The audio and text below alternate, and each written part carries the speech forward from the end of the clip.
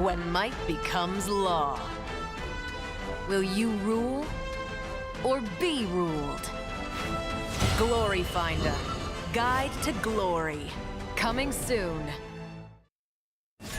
The time is upon us. Do you possess the resolve to face their trials? Booster Set 5, Omens Eternal.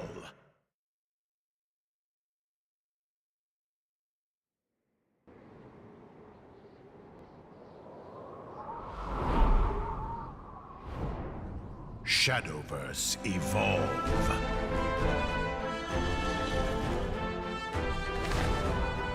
Time. An endless cycle. Calamity and prosperity coalesce into reality. Their hands have molded the world. They've witnessed creation, surpassed the supreme dragon, borne the wings of destruction, and traversed through the cosmos. Now, the Omen shall pass judgment. Have you the resolve to face their trials? Stand ready and leave your mark on history.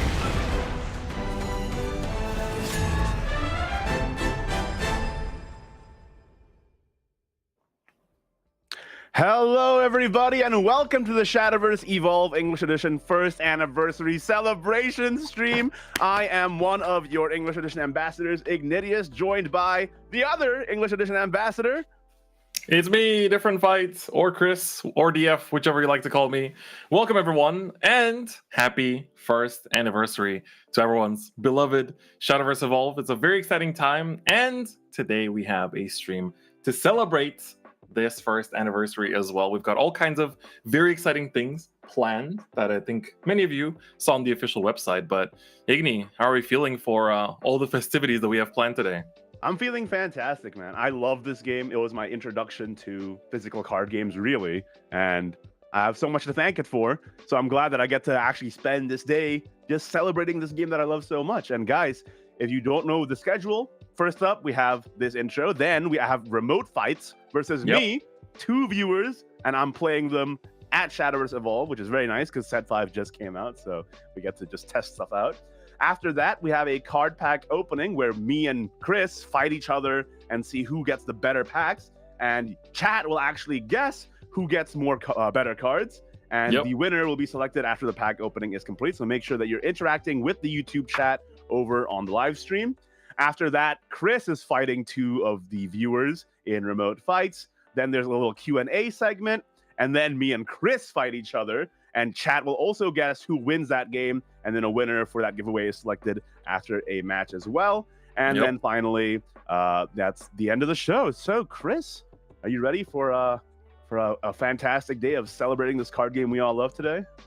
Yeah, I'm very excited. I mean, it's kind of crazy. It's already been a year, right? I know, right? It feels like the game only came out so recently, but we're already at Set 5, and I've been kind of hyping up to my viewers a lot that, like, in my opinion, Set 5 is by far one of the best Evolve sets ever released, and I genuinely feel like the game enters like a new era with it, and it's kind of fitting. You know, we enter it together with like the second year of Shadowverse Evolve English as well, and especially having looked at the way that things paced out in the Japanese edition, it's interesting to see. I mean, you know, we talked about your locals, right? How people are already picking up kind of like where Japan left off on the Set 5 meta and already kind of like innovating on it, trying out new things, right? So very curious to see people will be cooking up throughout this this year as well, right? Absolutely. It's a rare opportunity to just fight directly with you, the chat.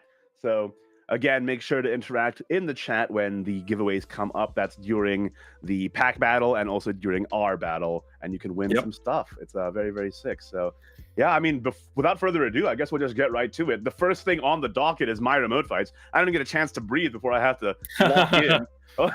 Let's get into it, shall we? We're getting everyone engaged here. I think it's gonna be cool. So basically what's gonna happen is that we're gonna have 2 guests to play against each of us, and then essentially when we have like the two guests, they've already been predetermined. So there was an application period where you could apply to play against us, and that closed. So 2 people have been selected for each of us, and so Igni will be up first. And when Igni's playing, I will be the one commentating his game essentially, and then when I'm playing, it'll be vice versa. So then Igni will be the one commentating my game. So it's gonna be pretty exciting. And we are using decks from set 5. That's right. And you know, we're using our government assigned classes as the decks that we're piloting. So it's gonna be very exciting. We also have, I'm very excited for this. We're opening up some set 5 too. Yeah. This is gonna be very hype. Dude, imagine if one of us pulls a secret pack or something. Oh my goodness. I already opened a case. If this box can get any better than that, I'm gonna be a very happy man. Have you guys in chat already opened up Omens Eternal? I love this set. It's so good. It's like, let us know. Let us know in the chat what you're up to. How set 5 has been for you so far.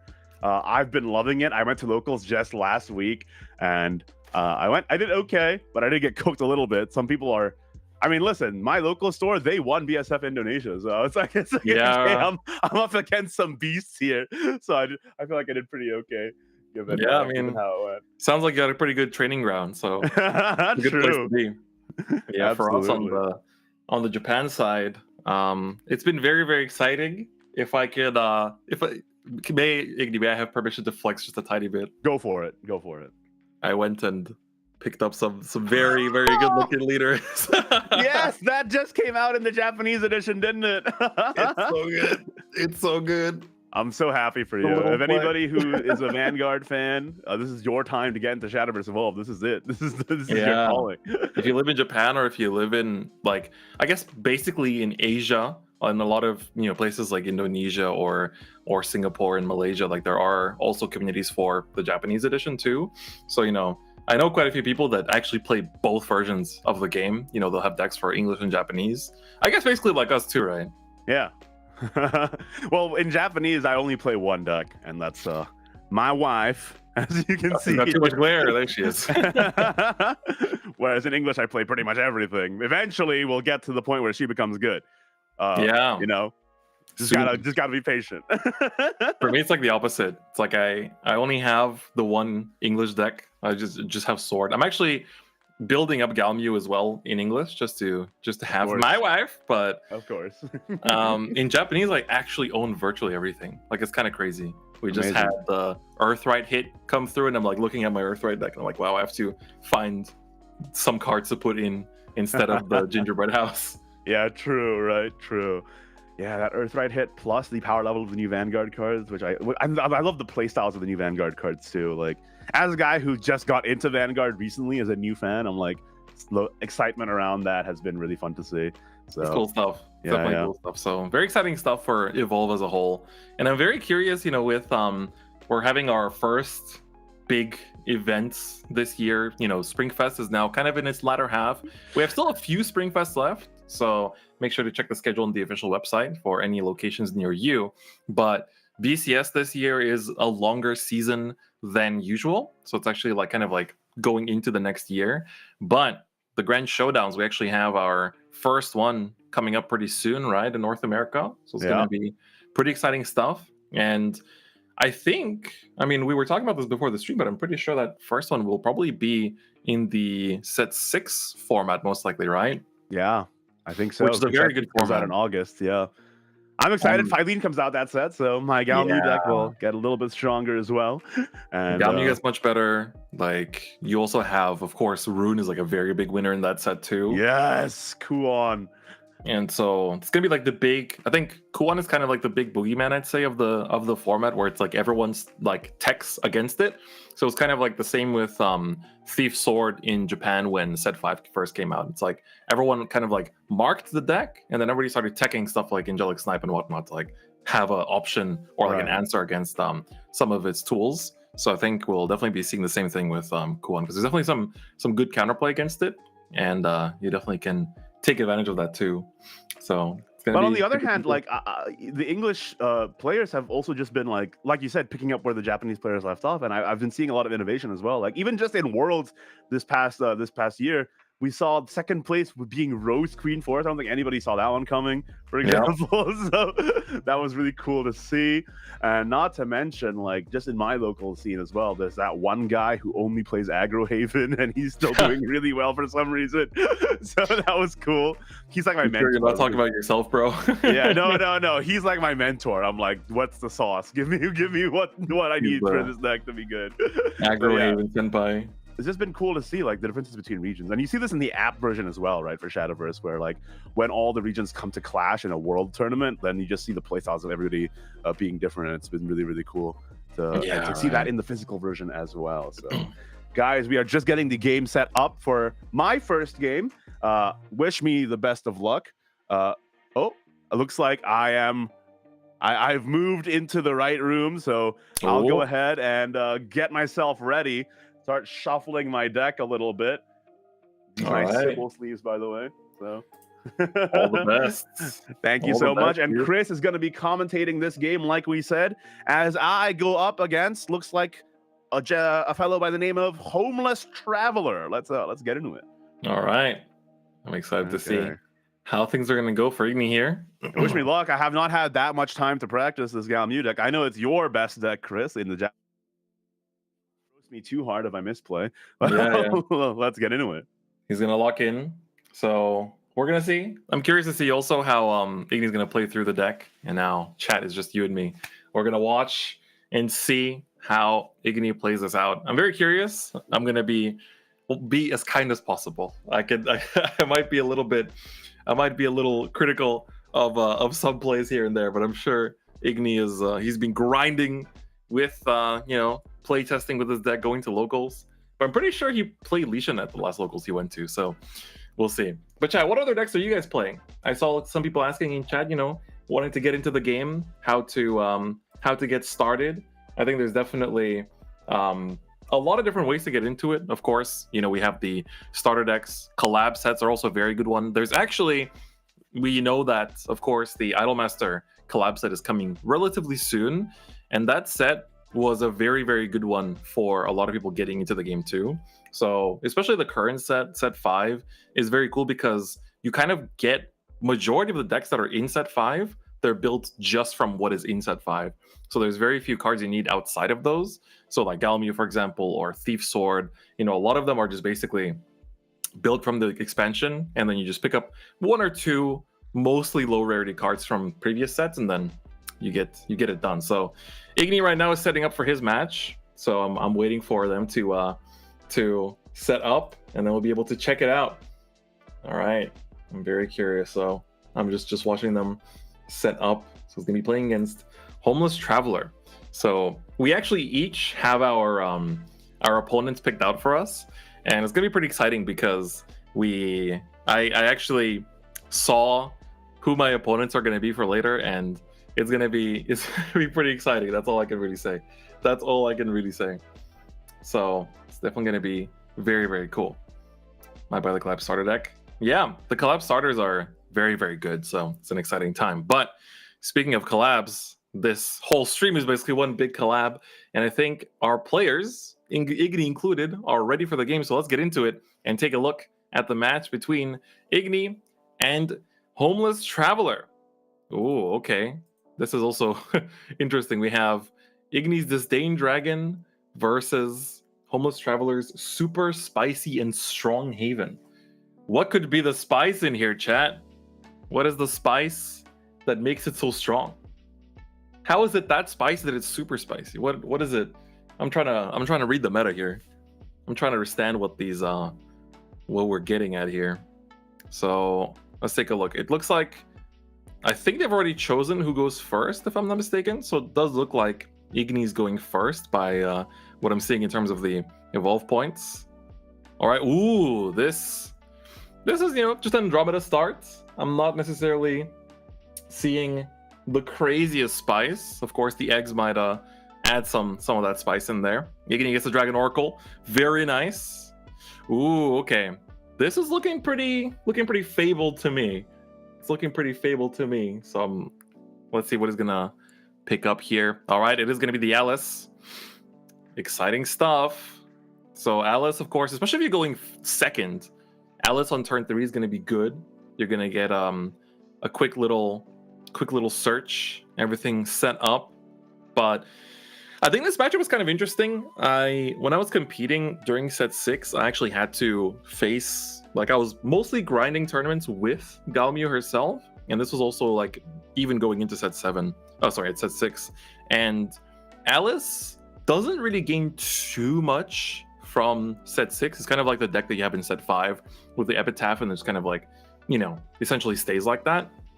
But the cool thing is that you essentially, like, Alice is pretty annoying in the fact that she constantly sets up her field, and with this thing you're able to answer it relatively consistently, but if you don't put on enough early pressure, you kind of do fall behind a little bit. So you definitely do need to be consistent in how much aggression you're putting out. So here we're going to see Igni's actually going to set up the Storm, and does he have the play point to evolve for the Search, or is he actually just going for the Storm here? Ooh, interesting. So he's actually, it looks like we're just gonna get a 3/3 Storm here, and just gonna swing face. Okay, he's really prioritizing the pressure here. I like it. Although I'm curious what's in Igni's hand, because that probably means that he has his whole engine in there. I personally would never give up on the Search. I feel like the Search is so good when you're playing Disdain Dragon, just because, like, Apostle of Disdain being obviously if you whiff the top 5, it's pretty heartbreaking, but it doesn't happen that much. So let's take a look here. Alice gonna come down on the field and now use the evolve point. Let's see what this finds. It's gonna be important. Gonna dictate the rest of this game. Very curious to see. Oh, is it just the adventure? Is it only one target? It looks like it, unless I'm missing a card in the background there. Okay. I mean, it's pretty good. You get to also trade off the Apostle, which is pretty good. It's like when you have your... Oh, no, sorry. I did miss the one drop there as well. It kind of like blends in with the playmat a little bit, right? So the Feria, she's pretty good, especially once you get to set up your Tin Soldier. Like, I think if you don't have Tin Soldier, it's a little bit awkward. Oh wow, we can actually going for another ramp here. So now going to be at 7 play points. Next turn going to be at Overflow. Going to swing in for the 1, and then still 3 play points remaining, but you're not an Overflow, so you're probably not overcommitting. Oh wow, actually going for the removal here. That's pretty strong. You get to take out the Alice, which is also good. So now I'm a bit curious what he's got for next turn, because I know most of his list. If you watch my competitive decks video, it is basically my list minus the Aqua Nerade. I think he changed it for a different powerful card. Let's just put it that way. Oh, Traveler out here. He's dropping the books, the knowledge. Telling Igni to hit the books, go to the library. Oh, that's the book evolved into an old man.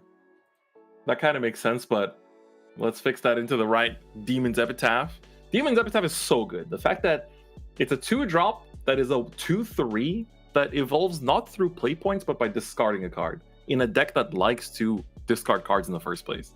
So you turn into a 3/4 with Bane that also, on last words, that gets to do like leader damage.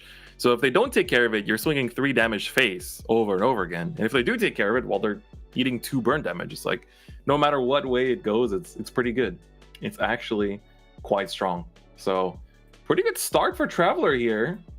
And I'm curious to see how Igni's going to answer this board. So yeah, for those of you watching this for the first time, maybe if you've never played Shadowverse Evolve, the way that a game works is that both players start at 20 defense, and then the player who gets to, damage the opposing player enough to drop their defense to 0 will win the game, right? So essentially you want to be dealing damage over and over and over again, and you gain play points every single turn, one at a time. And so you start with one, next turn you go to two, etc. And then you use those to play for your cards. So here we see Igni played one of the core cards from the most recent expansion, Galmu, Omen of Disdain. So she's a 5-cost follower that says if you damage her by an effect during your turn, she can evolve for free. Otherwise, you have to pay 2 play points. So he's using the rending here in order to disable rending, allows you to pay a play point to play it, and then deal 1 damage to your follower and 3 damage to an enemy follower. So you can see that it damages the epitaph there. And then you're able to evolve Galmu for free. And when Galmu evolves, she says whenever she takes effect damage during her turn, she gets to deal 3 damage to either your enemy leader or one of their followers. And when she evolves, she gets to also target a Omen card in your cemetery that is 2 cost or lower, and you get to play it for free. So you actually basically get to proc that that rending twice, which is, you know, buy one get one free. Everyone likes a bargain sale. Ooh, we're seeing the amulet come down here again for Traveler. So Alice's Adventure, where will she go? Where will she go? So Alice's Adventure has 2 effects. When you play it, you get to just deck search for a Fable card and add it to your hand. So it's really good because if you need Alice, you can search Alice. If you need your Explosion or your Humpty Dumpty, you can search it out too. It looks like, I think the search was, if I'm not mistaken, the March Hare's Tea Time, but whether it was or wasn't, the March Hare's Tea Time was played. And March Hare's Tea Time is a amulet that costs 4 play points that when you play it, you get to look at the top 5 of your deck and then find a Fable follower. So Fable is a trait that a lot of these, you know, Alice-themed cards have. You find a Fable follower that costs 5 or less, and you immediately put it onto the field, and the rest goes to the bottom of your deck. So, ooh, and we see here the Angelic Snipe is going to be used to take out the Galmu. So she only had 2 defense left, so that's going to take her out as well. Pretty good stuff. Pretty good stuff here. Let's take a look. So it's also, look at Traveler's board. It's actually very, very well set up, right? So he has like 3 amulets. So Traveler's got 3 amulets, but they do have the Pinion Prince, which is a 4/5 in stats that can still evolve and become a 5/6. So in terms of stats, it's pretty good. It's pretty strong. We like it. Okay, looks like Igni is... Oh, he's going for the search. So he's playing out the Dragon Summoner. Dragon Summoner is a 2-cost that if you evolve it for 1 play point, you get to look at the top 3 and find a Dragoncraft follower. So we see him. Igni's going through the motions here, trying to find something. Oh, okay. Finds the Disciple of Disdain. Not bad. I mean, it's an important card to, you know, find your stuff, or to proc your effects, rather. I think you would have probably rather found another Apostle here or a Servant. So that's why I value the Apostle so heavily. Is like, if you don't have Apostle to evolve and search for your pieces, it's like you need multiple Galmus throughout the game. That's kind of why we run 3 in the Evolve deck, is that you want to be going into her consistently, because Galmus kind of like has 2 functions. One is to chip down your opponent's leader's life down to optimally, you know, down to like 7 or something. And then once you get them to like the 7 or 9 range, you have an option of like, okay, I can go for Galmu and proc her 3 times to deal 9 damage to the enemy leader. Or if I get them to 7, then you have 2 potential win conditions, where one of them is Galmu 3 times, or like Prime Dragon Keeper to ping 1 and then Galmu to do 2 times, or you just go for the Forte to face, right? So even if you don't have the cards in hand, you want to be pushing your opponent's leader's defense to those lines, because you want to apply that kind of pressure. You want them to at least think that you have those cards in hand, so then they change how they play the game, right? Because otherwise, if you're not putting the pressure, they're going to play this exact way that Traveler is playing, where Traveler isn't putting down cards to like recover or necessarily like try to you know, build back defense or make up for like health deficits. It's instead, you know, essentially just playing what he wants. Like, essentially, Traveler is just putting down the cards that they want to, being able to find the pieces that they need, and setting up with this Alice here too. So here we're actually seeing the I think that's a Tin Soldier on board, isn't it? If that is Tin Soldier on board, that's going to be very scary, because Tin Soldier has an effect that says whenever it has a Fable counter on it, which is like the little dice that you saw on it earlier, you can remove that Fable counter to choose an enemy leader or follower and deal it 2 damage. So there's gonna be a lot of markers flying around here, and it's gonna be doing a lot of damage. So Alice also comes in with 1. You can see their defense totals on Igni's side of the camera there. So at 14 right now. And the board on Traveler's side is really good. It's actually very, very powerful. And we have, the scarier part is that the Alice found 2 explosions in the top card. So that is going to be dealing a lot of damage down the line. But yeah, these the playmat's good question. So Igni's using his very own personalized ambassador playmat. It's a 1 of 1 in the world. Very rare.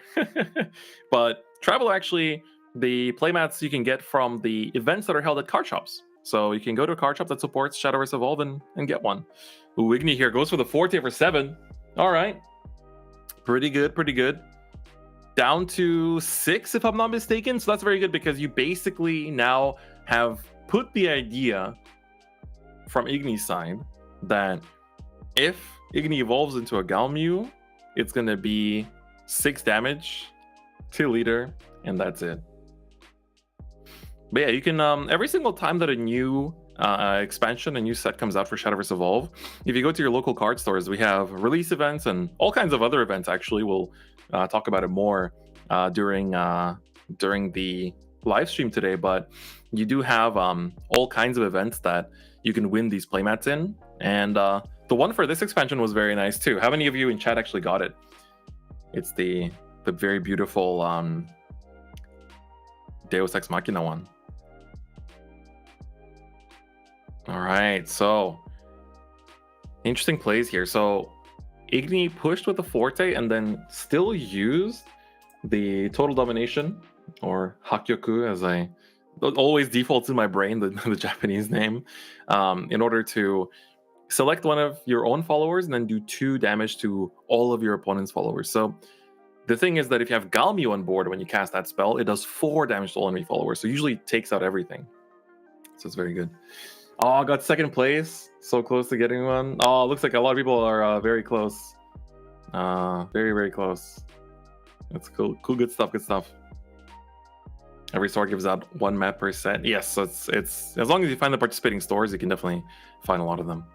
Okay, Travelers going in with the face damage. Let's go. Good stuff. Yeah, this match is actually quite close.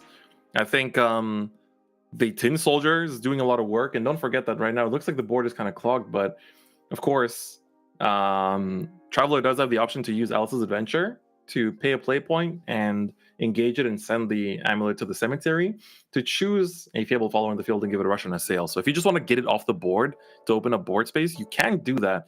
The Rush on Assail wouldn't really do anything at this point, but it is an option. And then we still have the entire EX area very much set up. And Igni's only left with 5 defense, so if there's any Humpty Dumptys in there, this could be an option. I'm curious. I think Humpty Dumpty would be... I can't quite see Traveler's playpoint total, but it's very close actually. Okay, looks like Forte is gonna get traded off here.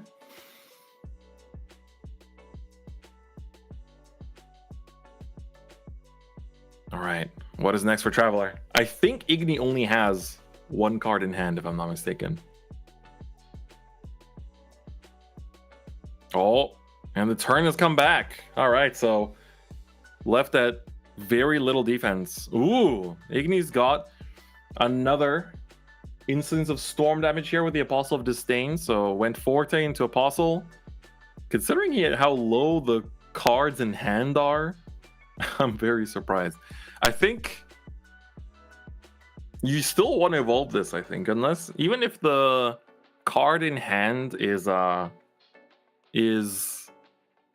enabler, I think you'd rather fish for 2 and you want to play for the ceiling here. Although, do you win? I don't think you can win this turn. Because even if you find a Galmu, you cannot evolve anymore this turn. So your best bet is trying to clear the board and then hoping for no Humpty Dumpties, I think. Let's take a look. Apostle of Disdain, the second one. Gonna check the top 5 and see what Omen cards Igni finds. What is it? What you got? Igni!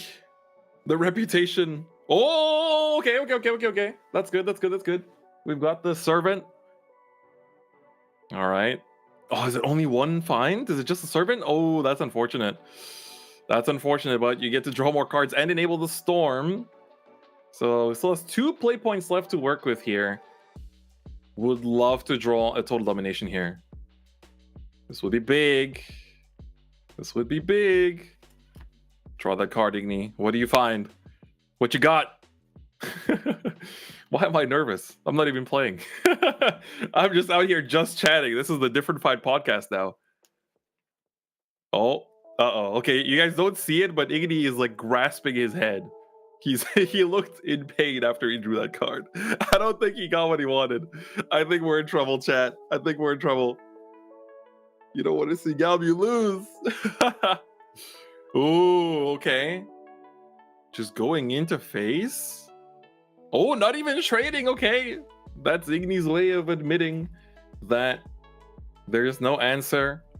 And Traveler.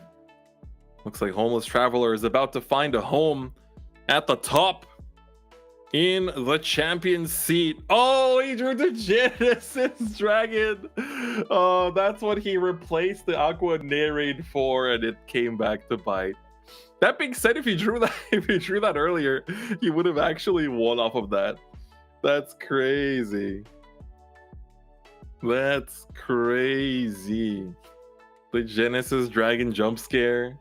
The Igni difference. Oh no, Nightbot is being very strict in this chat. Before we started stream, I said, let's go gamers, and it got upset at me. Even the ambassadors are nothing in front of the almighty Nightbot. All right, Igni. 0-1. Homeless Traveler takes the big dub, but Igni's got one more opponent to go up against, and that's gonna be we're gonna get them on stream in a bit. Ooh, but I just saw what they're playing. I just saw what his opponent's playing. I'm excited for this. This is gonna be very, very cool. All right. I wonder if Igni's gonna come back on. I'm guessing he's gonna just stay focused. He's locked in. He's 100%, 100% locked in and ready. So I'm not gonna disturb him. Let him cook, as the kids say. Let's see here.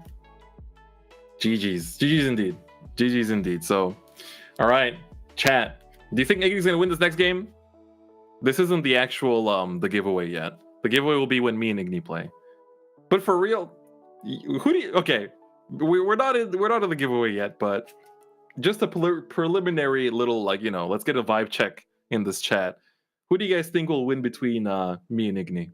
Who do you have the matchup wise? Is going to be a little bit rough for me potentially, but I'll try to make sure I can answer. DF's the luckier ambassador, really? I have faith. Oh, let's go. Igni will pull better. Igni. All right, it's looking pretty balanced. What does Nightbot think? We should ask the almighty Nightbot. But Nightbot knows the script. I mean, what? Nightbot is the almighty. Who loves Galmu more? I wish I could play Galmu in this stream, but with Omen's Eternal having just released in English, living in Japan has made assembling Galmu at record speed a little difficult. So I'm still waiting on my English Galmu parts to arrive, but at the very least, I can show you guys some sword action. I hope you guys enjoy that as well. I think sword is very good in this expansion too, so I'm quite excited for getting into it. So I'm just gonna wait for Igni and his next opponent to get into the game. And then it'll be time for game 2 between Igni and the second guest. So after we do the second remote fight between Igni and the viewer that we have invited, we're gonna have our box opening. So we're gonna be doing a little pack battle, and then during that pack battle, you guys will actually be able to guess who actually pulls better, who actually between us pulls better. And after we're done with the pack opening, we will select the winner for a giveaway. And the giveaway, have you guys seen what the giveaway entails? It's pretty crazy. It's pretty crazy. So essentially, the person that wins the giveaway gets to get 2 boxes of every released set in English so far. It's pretty crazy. I wish I could participate. That's how good these prizes are. It's crazy. You get 2 boxes of every set that's out in English so far, and you also get 2 signed Ambassador Evolution points from the 2 of us. So I would be very happy if you use us to achieve victory as much as possible. But anyway, I think our players are ready. Let's jump into it, and you guys can prepare your predictions, not for this match, but for the pack battle. So let's get into it. This is going to be Ignideus, still on Disdain Dragon, no deck switches, versus Habibi Biggie, who's going to be playing Destruction Rune. It's going to be good old Lishena. It's going to be very, very exciting. So Lishena is very good. We also see the Uma Musume leader there as well. Very nice stuff. And of course, Habibi has also got the very nice playmat from the Omen's Eternal release event. It's very good, man. Very, very good, man. I really like that the really nice thing about the English Evolved mats is that they're very wide, so they feel great. It's like I feel like the board gets quite busy sometimes, right? In some matchups, like if you're using like your full EX area, you're playing something like Fabled, you need the EX area, you need your field, you need your all the other zones. Sometimes you want to check your cemetery too. So having a wide playmat feels good.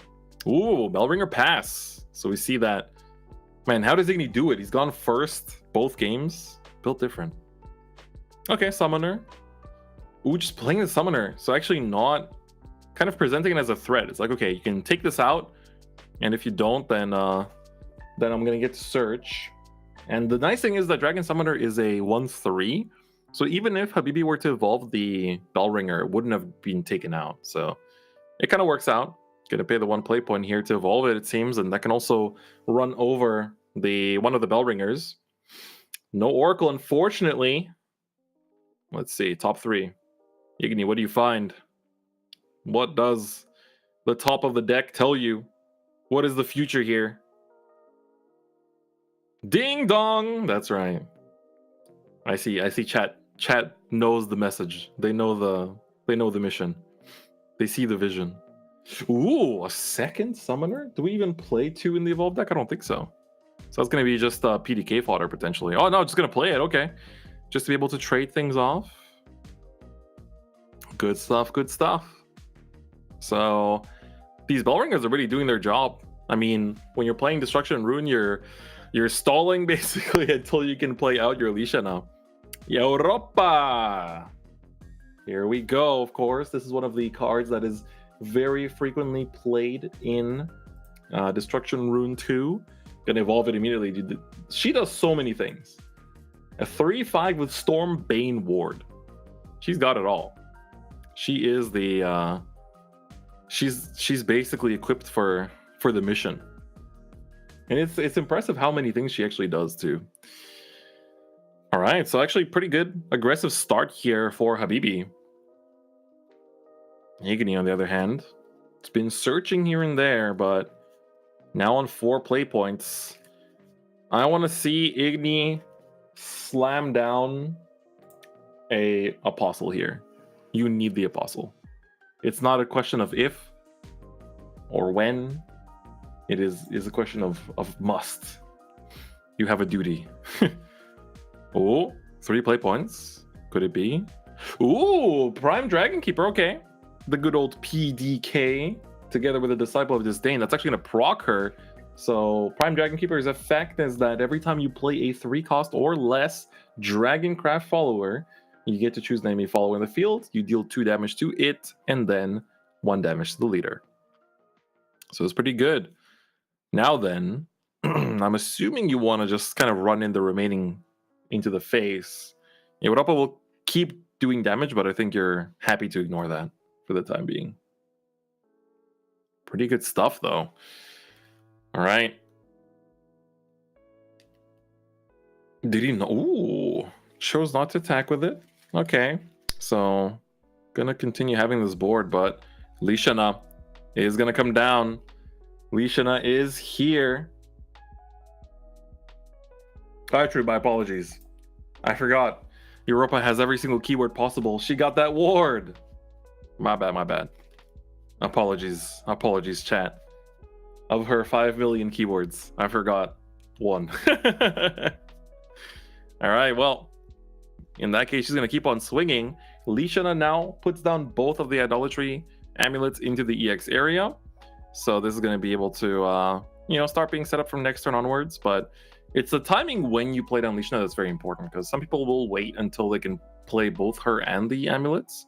But, if your opponent's not presenting too much of a threatening board, you can kind of, especially if you're sitting behind a ward with Europa, you don't have to worry about it too much. So let's see. Ooh, okay. We see that he swung with the 1-drop into the Europa. Now she's down to 4. So now another Prime Dragon Keeper comes down, and this will proc the first Prime Dragon Keeper, which is very important. So it is 3 cost dragon, so it does get to do the job. And oh my god, is that another summoner? Is that the 3rd summoner? That is actually the 3rd summoner. That's crazy. So that does take out the Europa. And that's gonna just push in the damage. 3 to face. Choosing to ignore the Lishana, actually. That's quite interesting. So this way you're still allowing the Lishana as a 2/4 to stay on board. And what's important is that once the idol amulets hit the board, things like Monochromatic Destruction go live, things like the Servant's Free Evolution go live as well. So you suddenly have a lot of effects that become active thanks to the fact that you have the names. Ooh, okay. That's pretty big. Agnes Tachyon. So one of Agnes Tachyon's biggest functions in this deck is that she's just essentially recycling your spells over and over again. But I think by far the best use of her is looping your Monochromatic Destruction. So Monochromatic Destruction is a 2-cost spell that is a quick that chooses an enemy follower in the field and deals 2 damage. But if you have 2 idolatry cards on your field or more, it also deals 2 to the enemy leader and heals your leader too. And it costs 2 to play, right? So you have to basically use it, and then next turn, for example, like use Agnes to get her back to the hand, use it again, and then you use like Merlin, evolve Merlin. It costs 3 or less, so you can play it from your cemetery. So you're constantly draining life basically while taking out your opponent's board, which is very, very strong. Okay, so Lishana swung in. We also had the Witch Bolt there as well. So actually, game's looking pretty even between both players, but Igni has not shown us a Galmu just yet either. So I wonder. Turn 6 is a pretty... I think if he had Galmu, probably would have played it last turn because he had an enabler on board with the Disciple that he traded away. So let's see. 6 play points is does have Prime Dragon Keeper still on board too. Give your support, Igni. Chat. We need to gather our energy. If we gather our energy, it will result in a crazy top deck with a very flashy animation. All right, but man, for Habibi, this game is working out very well. It's actually ideal, I would say. What did he play? Is that a 3rd Prime Dragon Keeper? Oh my god. The 3rd one. Oh, never mind. Looks like that was the wrong card played. We're instead going for the Dragoneer. Okay, there we go. So it's playing out the sequencing a bit differently.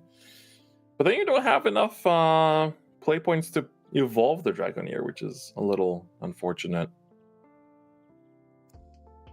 Okay, so we're gonna get some burn damage in. It's also, of course, damages the Lishana. So probably gonna just trade over her, or he's gonna actually go face here. Oh, looks like it's face. Okay, down to I want to say 10. Okay, Lishana's gonna be ignored, but she's an idol. She doesn't want to be ignored. She needs your attention and support. That's how idols. That's what idols thrive off of, especially in Shadowverse. Okay, well, for Habibi here, I'd say things aren't as difficult as they look. So a very important thing to keep in mind is that for the Disdain deck, you have a lot of damaging tools, but you actually have virtually zero recovery in the current list. So any damage that you take is basically permanent. And on the Lishana side, it's the opposite. Lishana can heal so much that it almost feels like any damage you do to them is temporary. So it's pretty big. Yeah, the Drago weapon was also used on one of the PDKs, I believe. So before he played the second PDK, he put the Drago weapon on the other one. The dice of the PDK on the topmost one is slightly off camera. So don't worry, there's a extra defense on there. All right, man, I'm excited to play my games now. It's gonna be crazy, super exciting stuff. But yeah, thank you to everyone also tuning in and supporting Igni in this show match. It's not every day we get this kind of opportunity, so it's very, very cool. And ooh, we see the Merlin come down here. This is gonna be big. It can actually loop. What does Habibi have in the cemetery? I think I know the Witch Bolt. I don't think there's too much else other than the Witch Bolt right now. Yeah, I think I only saw the Witch Bolt, which is also good.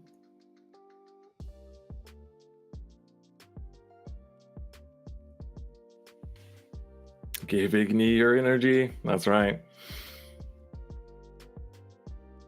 Yeah, English is definitely pushing Lishana quite hard. I do agree.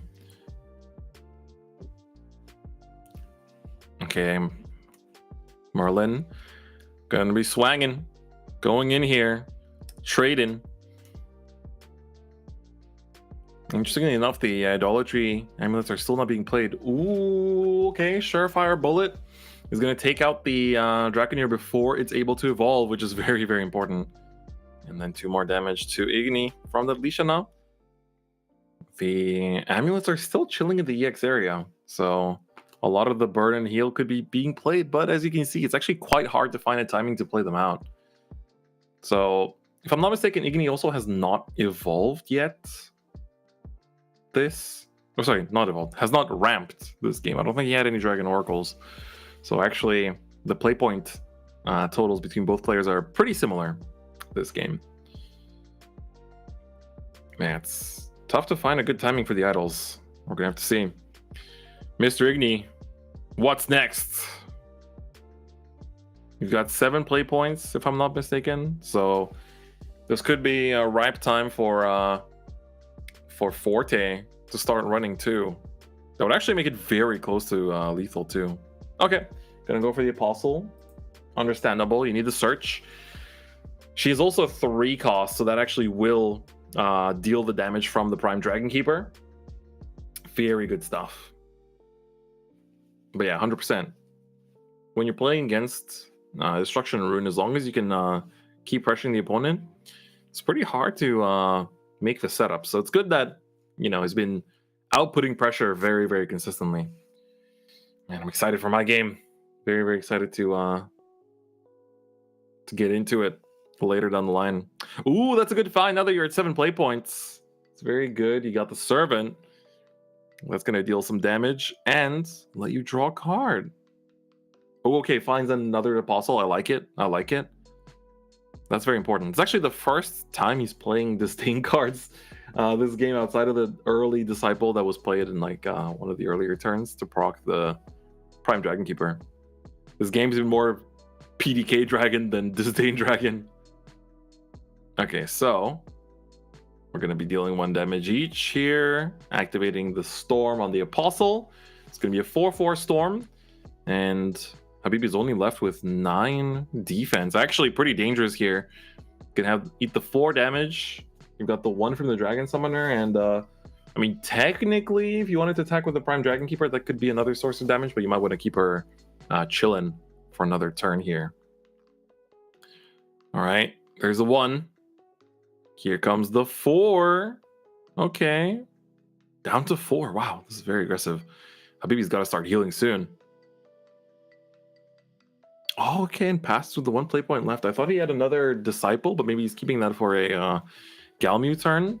Could have theoretically drawn another card from the Servant, but let's see what... Because that would have let you draw another card from the Servant and also proc Prime Dragon Keeper 1 more time. So that would have actually done a little bit more. Okay, we forgot a Prime Dragon Keeper proc, so there is another damage down. And I think the Lishana should be on 2 defense as well. So yeah, that would have technically allowed you to take out the Lishana. That would have been potentially an idea, but looks like Igni kept it in hand for something else. What will it be though? I'm looking forward to seeing what that is. It's actually quite interesting how you distribute your resources in this deck, because it's like if you commit the damage to the Apostle, it's like you lose your draw power, but you get to I mean, the Storm damage can randomly just win, right? So it's pretty good. Habibi though, it's time to start healing. We need to see the heals. Come on down. Ooh, that's a big heal. Oh, that is huge. Gilnilly's Omen of Craving enters the fray. 4 cost, 3/5, that if you pay 3 extra play points, searches for her Apostle and the Craving Splendor, chucks them into the EX area, just like that, and then you can use both cards to essentially make Gilnilly's have Rush, Drain for 6. You know, you're also taking care of your opponent's field. That's huge. That's a very big comeback. Especially if Habibi can take care of this board. That way you're not really at a threat of losing to a Forte lethal too. So that could be huge. Oh, true. If Igni's holding a Blazing Breath in hand, that's actually... Oh, that's scary. That's so true. So Gilnilly's is a 3/5. But, you know, if you use the Apostle of Craving on her after you evolve, you do have to deal 3 damage to her. So then the Gilnilly's gets taken out.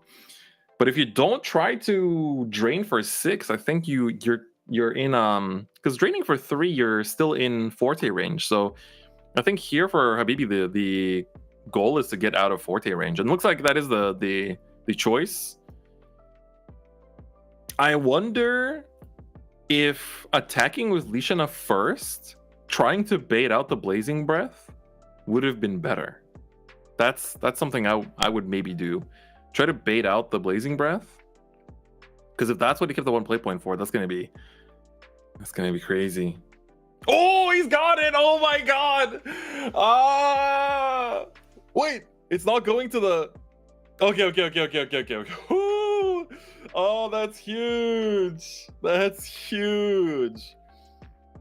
Oh, I feel like you could have...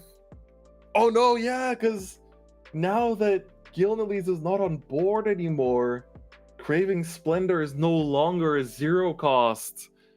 Oh, that's unfortunate. Wow, that was close. That was very close. Oh, could Habibi have tried to bait? It's also a question of like, well, Igni probably would have just taken it, right? And then you just kind of wait and see. And there's the Forte. Igni is gonna take it. We see the virtual fist bump too. All right. Great match by Habibi Biggie as well. Very well played. That was awesome. That was great. Igni with the 1-1 score. Good stuff. Good stuff. Yeah, like let's hear from him as well once he comes back. I'm very curious to hear from him about that match, because it's definitely a lot to think about. Definitely a lot to think about. Igni's 1-1, so if he beats me, he's 2-1. So I gotta go 2-0 in my show matches when I've seen who my opponents are, and I'm a little nervous. So we'll see how it goes. All right, we're gonna get Igni back in here very soon, and then ask him about how his games went. That was very exciting, Chad. What did you think? What did you think about those games? That was crazy. Very, very impressive stuff. And then after this, we're gonna have ourselves a little bit of a nice pack battle. I'm very excited for that. I've been itching. My pack opening hands have been going crazy. So it's all right.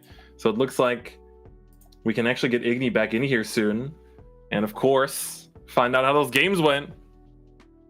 Let's get him back in here. Hey, Igni, you're back. I blundered, dog. I blundered that first game. I should have never played Apostle without evolving it. I was like, oh, I'll just go aggressive and end this real quick because we're on a time schedule here. Mistake. No, dude. We're ahead of time. We're ahead of time. What are you doing? Mistake. But the second game worked out really well. Also, by the way, when I played the Apostle for the Evolve in the first game, she only pulled one guy. Hello? Yeah. The tutors ain't tutoring, bro. It happens. It was a lot of fun. I learned a lot, and I made up for. I redemption arced myself on that second game, so it's all good. That's good. It was a lot of fun. Yeah, I can't wait for you to do yours. And yeah, dude, I was sitting here losing my mind at your games and just like getting more and more hyped to play my own games too. Dude, I was like, when I played the Apostle and it got answered, I was like, Chris is gonna be so pissed at me, man. I commented on your interesting plays. Not my bad, dog. Anyway, that was still a lot of fun. The polite caster lingo. Interesting. Oh no, I got interesting by the caster. It's over for me. My career is over, dog. Okay, you can interesting me back. All right. Well, it's okay. I redemption arc. It's okay. That's true. I'm a new player, by the way. Yeah. New player, by the way. I don't even play this game, by the way. All right. Man, that was good. How are your opponents too? I can't wait to watch back the video and see what you said. I'll be like, oh man, he's gonna roast me so hard for this. It was great. Chat loved it too. They were collecting energy. Yeah. They were getting ready for you to get that dub in the second game, and you did it. Yeah, I did it. Your energy actually was huge. I just had to lock in, dog. That's all there is to it. Yeah. It's very, okay, very guys. But now it's time for the next part of this stream, which is of course the card pack opening and giveaway. So me and DifferentFight will be fighting each other of who gets the better packs. And after that, during that, you get to vote in the chat who you think is gonna get the luckier draws. And if you win, a winner will be selected after the pack opening is complete, and you get a chance to win tons of, what is it, like 2 boxes from each set or something like that? 2 boxes of each set, and wow, you get 2 signed evolve points from each of us. Wow. Okay. Nice. That is nice. Finally, I can get that Chris. I'm gonna vote against myself. Oh, we can vote too, huh? I'm voting Chris in the chat. All right. We have to type our. Do we type? Is it fine to just write Igni? Do I have to write Ignideus? Oh yeah, that's true. Do I have to write Ignideus, or do I have to write Chris, or DifferentFight? Everyone's saying Igni and Chris, so it's probably. I think whichever's fine. It's fine, I'm sure. Okay. Yes. Do we have the table cams ready? Are we ready to grumble? Here we go. All right. Okay. All right. Looks like we're still setting up. Still setting up, but I'm so excited. I opened a pack. I still have empty boxes on the floor next to me. Look, from my case opening. Wow. My room's a mess. Man, I feel that. I just opened a case of the Vanguard Collab set too, just a couple days ago. Nice. Exciting stuff. Man, what little grubby hands there. You're getting ready. All right. We're up, We're boys. in. We're in. Oh, you Very still have your good. plastic on yours. Yeah, I need to do the quick little sweep. My bad, There you G. go. Just do the little unwrapping. Hop. It's like Christmas, but it's better than Christmas. It's Shadowverse Evolve anniversary, baby. I thought you would find a way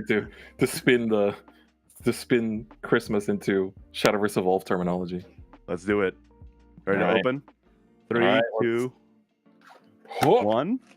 Ooh. Oh, I you got the Night Box Topper. I'm very happy about this one. I got the Holy Falcon, as you can see. These are so cool. They're foil. So in Japanese, when we got the foil tokens, they were thin ones, but the English ones are thick. They're foil tokens with a hot stamp. Very Yeah. nice. Super good. I already got people asking me in my DMs like, "Hey, are you using your fairy one? Are you using your fairy foil one? Can I have it?" Yeah. They're locking in. They're locking going. in, dog. All right.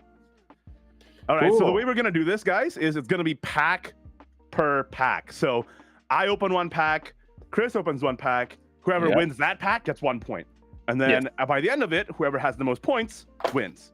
So even Yep. if you get a UR or a leader, it's not a blowout. You win that one pack. Otherwise, it would be Yeah. kind of like, what if you just open a leader and then you just win the whole thing immediately? That's not fun, right? So Yeah. it'll be We got pack the big per total. pack for pack. Who gets the best ones? So I'm gonna open from the left side. Let's do this. There we go. I put my thing in display mode. Oh, My nice. box is locked in. It's like it's like one of those, like, you know, the kiddie beds where it's like you have like the cartoon themed bed, Race right. car bed. the race car bed. That's All right, you ready? that's my box. All Let's right. rip it. Let it Got rip. me pack. Lashana pack. Please bless me. Pray to the No pack. leader. real quick. No leader. All right. Give me a second. No worries. Take your time. My fingers are still feeling the aftermath of a whole case. All right. Token is Token. ancient artifact. Oh, it's night. Not complaining. Ready? So we flip it up and then Yep. we go from the front. All right. 3, 2, 1, go. Got a flower doll, bronze. Steel Demolitionist. Demon's epitaph, bronze. Well, that's good. Airship Whale. Servant of disdain, bronze. Captain Meteo. Noah, vengeful puppeteer, silver. Getting all the competitive silvers. Oh, Craving Splendor. Hey, that Nice. just almost got used against you. Yep.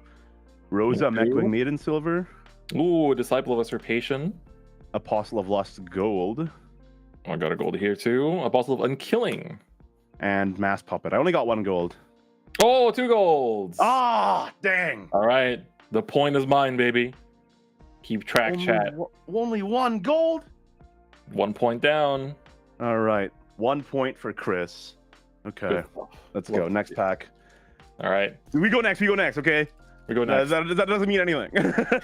Game two. Okay. Let's try. Oh, Galmu pack. Let's do it. All right. I did Luciana this time. All right.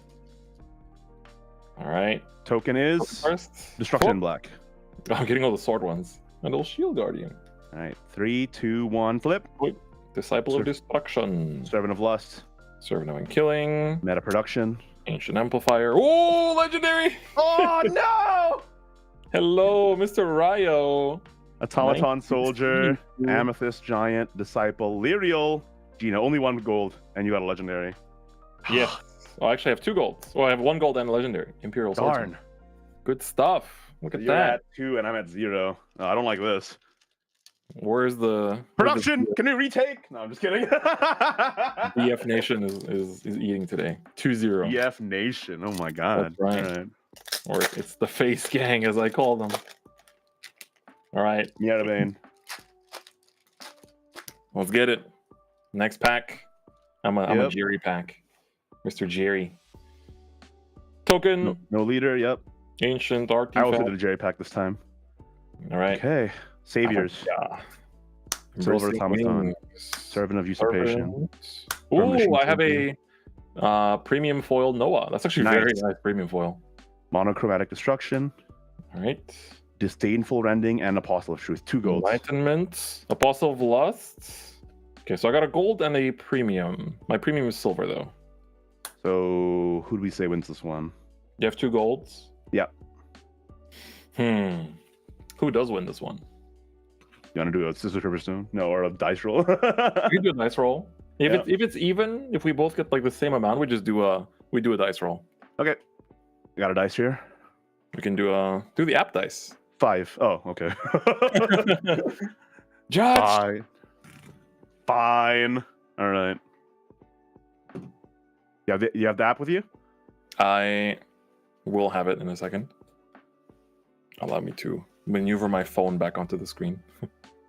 So we just do high roll? Oh wait, no. Chat has spoken. Chat has Premium is spoken. more rare than gold, is what they say. Yeah, that is true, but I feel bad that I'm 3-0. Oh, what the hell? Do you have the confidence to run it back after a 3-0 deficit? No, I don't need your pity points, bro. Whoa. 3-0. Okay. Let's go next pack. All right, 3-0 it is. All right. I'm gonna give Jerry another go. I don't need your pity points. Famous Got last you pack words. this time. Famous last words, bro. You'll pay for this. Oh, another ancient artifact. Being blessed by the Shield. artifacts. All right, let's see. Thundering Okay. Roar, Disciple, Honest Cohort, servant. Glycerate. Luciana! Oh, got the legendary. You just beat Luciana too. All right, I got Craving Splendor. Another disciple. I got an Apostle of Silence. Oh, cool! Apostle of Disdain. Evolved one. I actually needed that. But I got Amethyst Giant, Apostle of Usurpation, and Galmu Evolved. What? Excuse That's me? right. I don't need your pity points, bro. All right, 3-1 all right. me. 3-1. I'm sorry, 3-1. 1-3 me. Trying to steal your points. He's trying to drain. What is going on? I'm on the board. Damn, he pulled All right. Galmu. I don't know how to feel about that. Got Galmu and a gold and Luciana in one pack. Oh my god. Crazy. He's Don't built it. front load it all at once now. I need to win these other packs though. All right. I'm All opening the wife pack. Yep. I was opening a Luciana pack. Let's do it. All right. My token is Puppet. Hold up. This pack was pretty stubborn. Probably needed some craziness hidden inside. I got another knight. Keep getting the Haven and, or I guess neutral. It's not Haven. And sword. Okay, Oh. let's do it. Spine blade. Mechanical Bowman. It's a cat. Servant of Repose. Got Hamien. Total Domination. Magna Legacy! Legend! Uh-oh. Calm down now. Got a Noah. We got a Fairy. Torrent. Okay, you win this one. Unidentified Only one subject, gold. Apostle of Disdain, Meteo. Yeah, I got a Legend. Let's go, boys. 3-2. I'm on All the right, board. 3-2. Not bad. Woo! Okay. I'm gonna run it back with another Galmu. Here we go. The run back, that's right. The That's run right, back. chat. Here we go. Token. Oh, Ancient. Destruction in black. Okay. Very nice. All right. Here we go. What are you doing? Spells, rituals? I'm doing a ritual. I'm gonna ask a judge to check your hands real quick. All right. Bowman. Steel Demolitionist. Servant. Ooh, Airship total wheel. elimination. Let's go. Oh, Truth Adjudication is very Marwin! good. Yes! Can you not? Yes! Hold up. I got something in here. Mark of the Inkilling. Fina, that's a dub in my eyes, but only 1 gold. Marwin, it's 3-3, baby. That's right. All right, he's caught up. I'm caught up. Uh-oh. All right. Jerry's been very nice to me. I'm going to open a Jerry pack. All right, I got another Luciana on me. Here we go. Huh. Man, it'd be crazy if one of us does open like the super pack. Imagine, right? Somebody in Yeah. chat said they opened it. They actually got like all the URs. Got a Right. Shield Guardian. A little poupette. Ooh, Thundering Roar. I like this Steel card. Demolitionist. Honest Airship Whale. Cohort. Gleezer, I'm getting all the Mateo. weapons. Yeah, nice. Ooh, a premium apostle. Ooh, that of is nice. Salvation.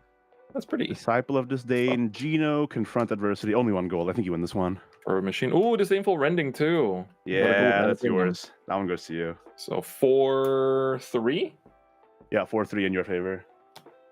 I'm trying to sing the script. That one was a weenie pack, dude. For both of us, honestly. Yeah. I'm pretty happy about the Disdainful Rending. I think I was missing one. All right. least Oh, you got good. back. Fantastic. Yeah. All right, let's do it. No Here leader. we go. Instruction white, though.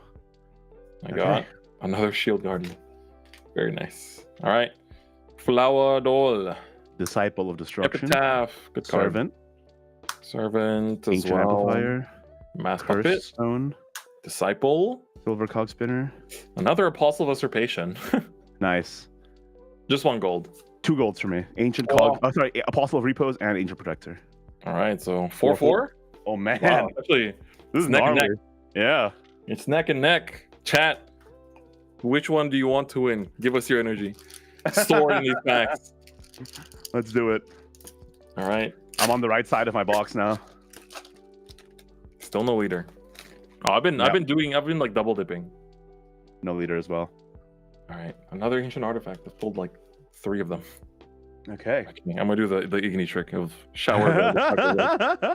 Servant of Lust. Servant of Lust. Meta production. Meta production. Did we get the same pack? Whoa, automaton soldier. Soldier. What? What?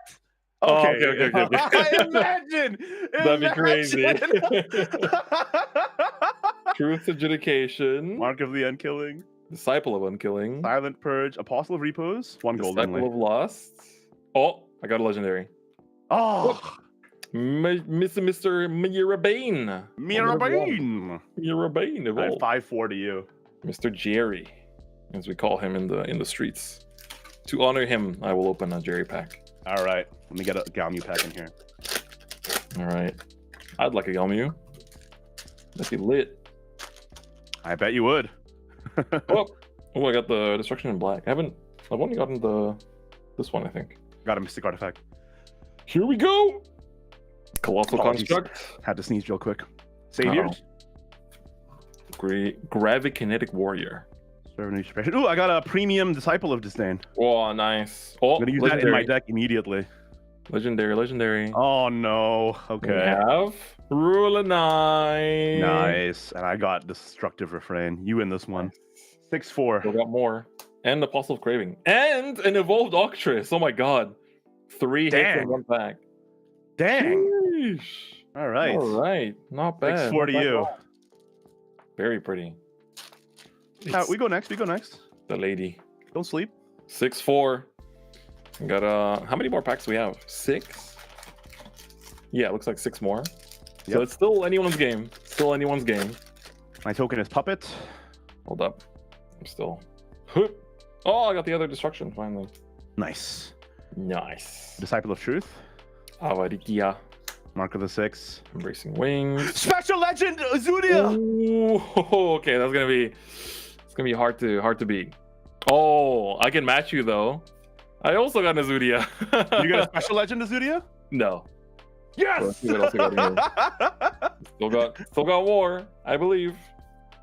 Zudia, Amethyst Giant. I got Hakarabi. Oh, you got a gold and a special legend? I got a gold and a Special Legend. Okay, you win this one. Yes. Let's go. 6-5. Strong. Can I have This a is special close. This is the closest pack battle I've had in a long time. legend? Yeah, right. It's actually Right, like Mirabane pack. neck Let's and do neck. it. I got a Vishana. Oh, No leader. here we go. Avaricia.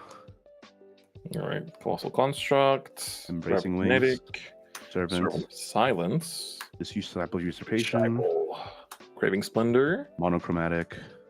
Ooh, Ancient Protector. Oh, you got a Fina. Fina. Nice. Yeah. Just 1 gold. 1 gold, but I got Fina. I guess. Surely that goes to me. Are you gonna make the case that Ancient Protector is better than Fina?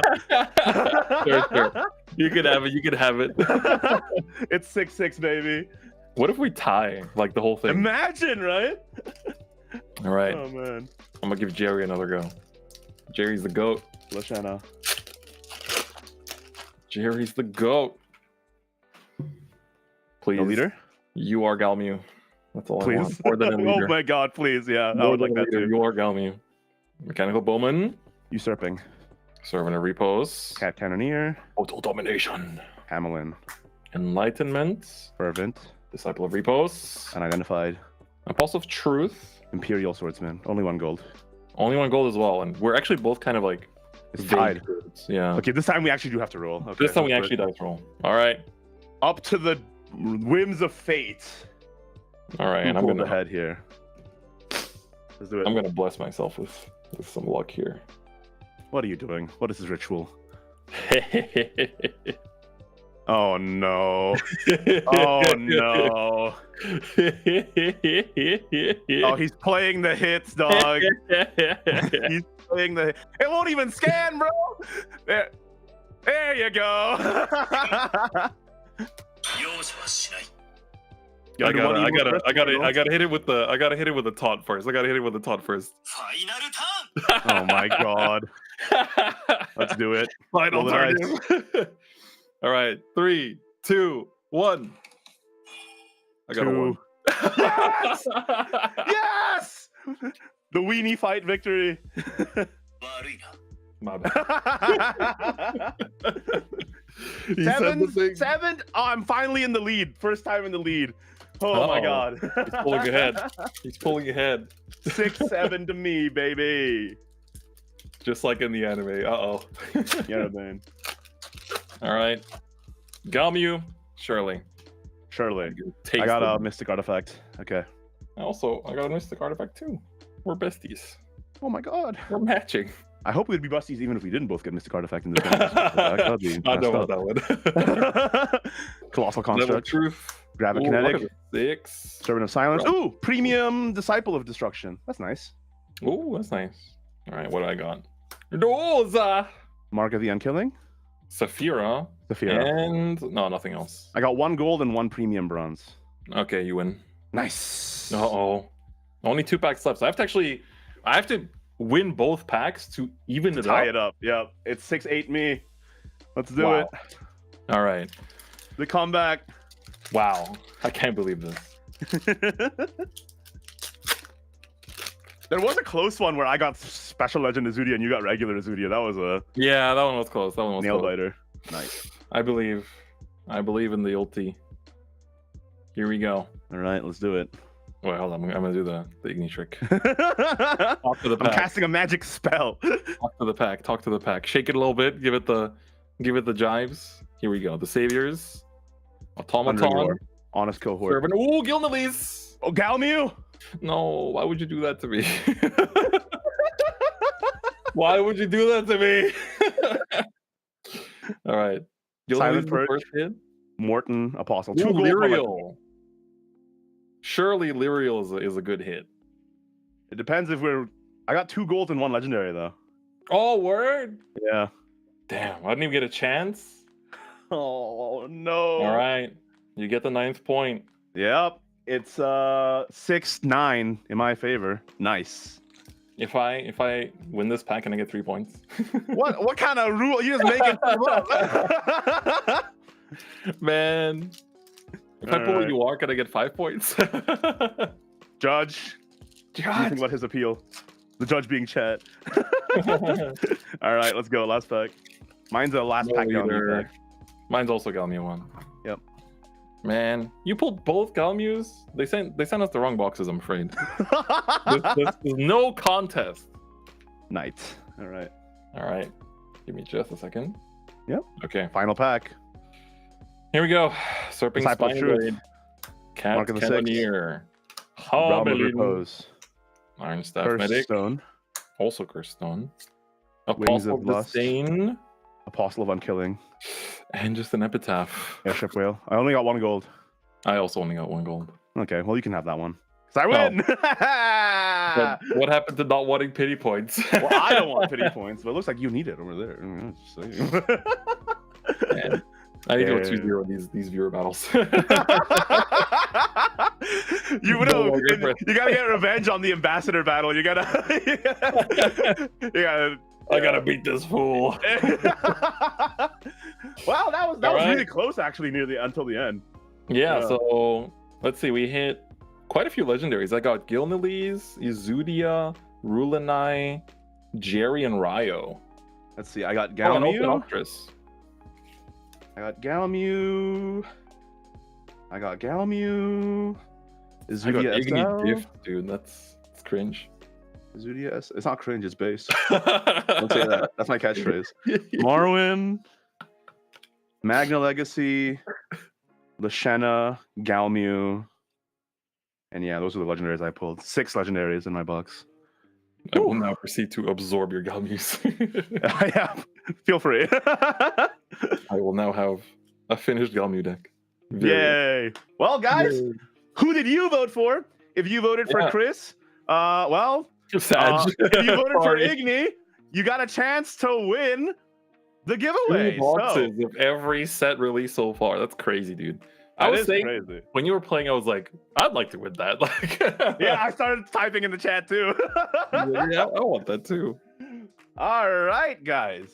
Congratulations to whoever wins. We'll announce that on socials, I bet. Or I guess we'll just reach out to you on the Facebook group, I believe. Yeah, the Shadowverse Evolve Facebook group, I think, is how we're going to reach out to you on that one. So, yeah. Oh, let's see. Or we do have a little pop-up in the chat, but I'm not sure. I'm going to wait for production to tell us the answer of who's been chosen as the winner. Okay. But we shall see. All right. Sweet. Oh, it looks like we have somebody. It's somebody called Cantolope in the chat who said Ignideus. So, Cantolope, congratulations. You've done it. You've done it. You've actually the biggest. You're officially the biggest Igni fan. Thank you. Congratulations to Cantaloupe.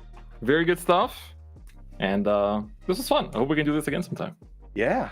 I mean, to be fair, Chris, we did one of these when I was in Japan, and let me say, especially the Open 8 game we did that was on the channel already, and yeah. Did not go well for me. Open 8 I had to run back eventually, you know.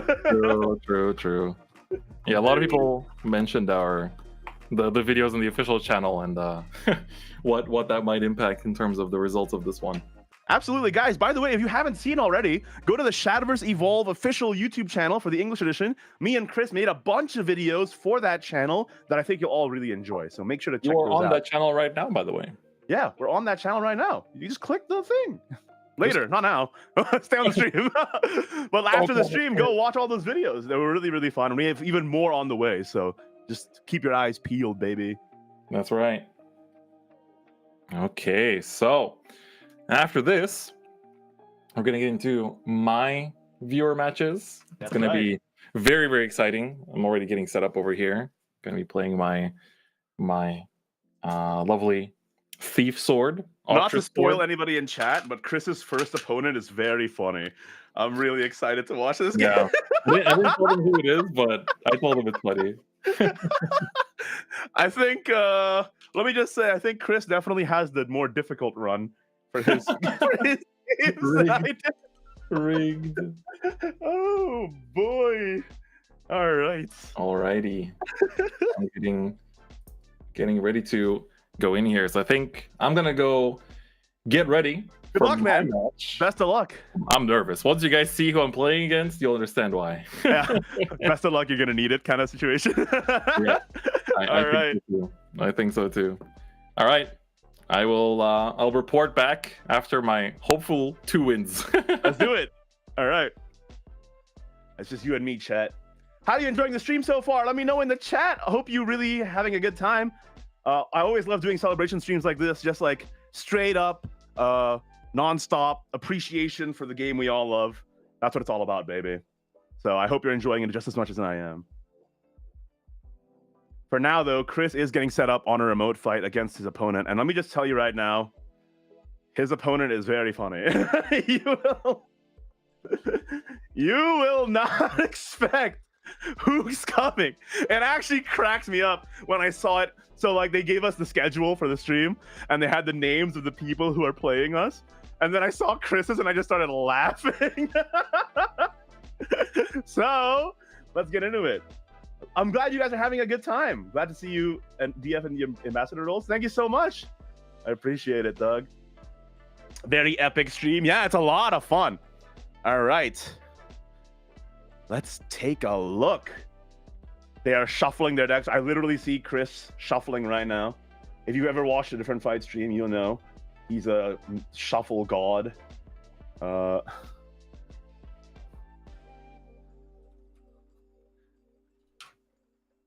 He's literally pile shuffling. Bro is locked in. Bro is locked in, bro. I can see it in my camera. Oh no. I'm excited. Okay, we got the lineup. That's right, everybody. Chris's opponent is Daniel Yanto, Shadowverse Evolve World Champion.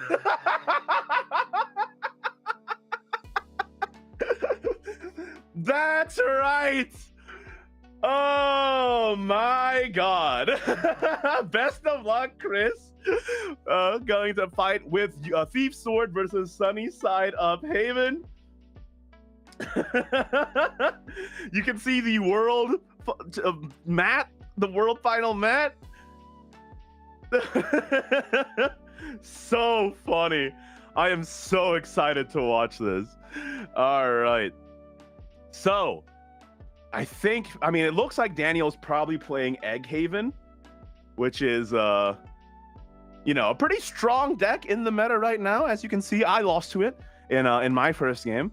Although that was sort of user error a little bit, I will admit. Meanwhile, Chris is playing Thief Sword, and he even has the Octress leader. I don't know if you can see that over on his phone. So he's thematically tuned. He's showing off all his leaders right now. He's flexing. He's going crazy, okay? So guys, if you didn't know, Thief is the new archetype that's introduced with the set 5 of Shadowverse Evolve, Omen's Eternal, and the key card Octress is a very powerful and frankly pretty generic legendary as well that you can slot in to a lot of sword decks, but there's also the Thief deck in general, and the idea is you mill your opponent's cards into their cemetery, and then when they have a lot of cards in their cemetery, you can steal them and play them on your own side. Looks like Daniel has rolled a 6 and Chris has rolled a 1, so Daniel gets to decide whether he goes first or second. Let's take a look. What is the option here? I assume that Daniel wants to go second to evolve his Alice's and stuff. It looks like that is the case. Draw 4. Ooh, I'm excited. Let's see if they keep.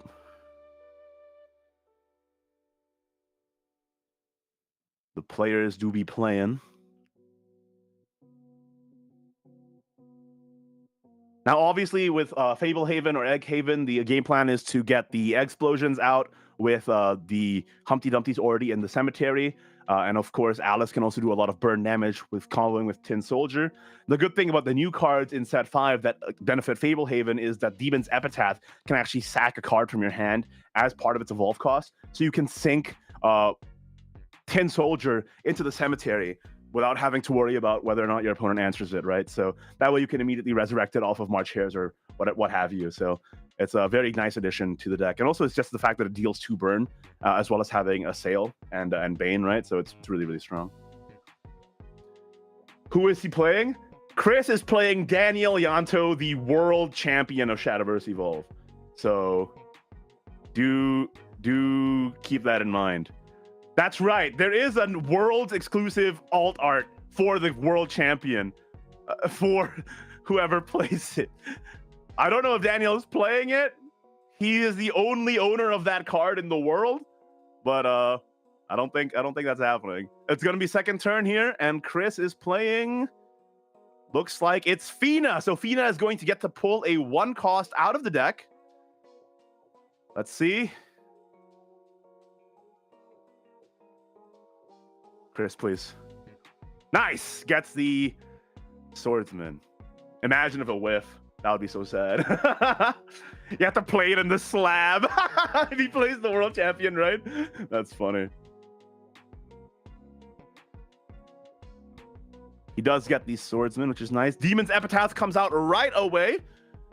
And it will evolve for free by discarding a Tin Soldier. That's exactly what I'm talking about. I told you about this play, dog. Do not sleep.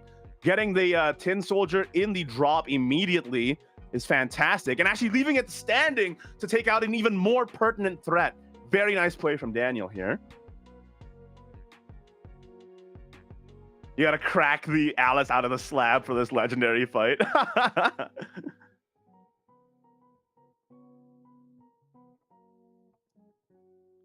Let's see.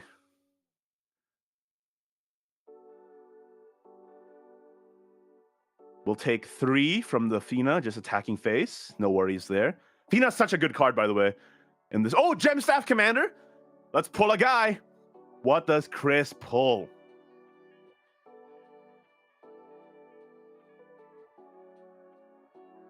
Searching, thinking. Fina is crazy. The real play is to Demon's Epitaph into Trail of Light. He gets the Apostle. Nice. Solid card. Not gonna be able to be played for a bit though. But he's getting there.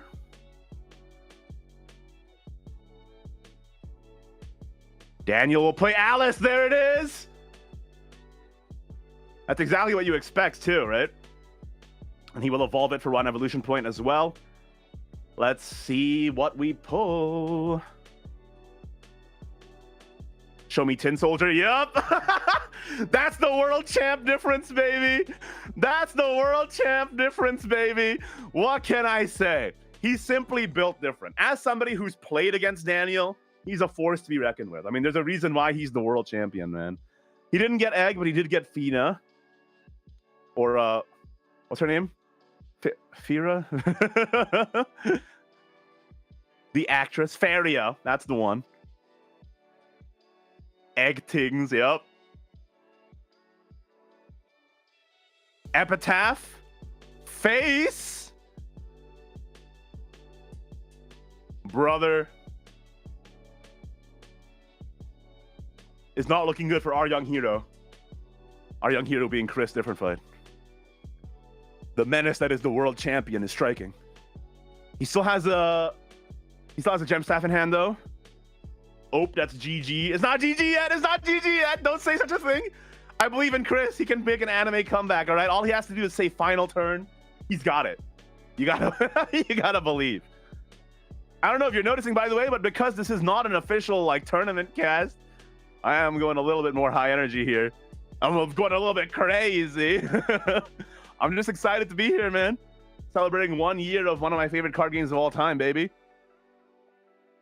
All right. Looking at the Evolve deck. What's the play?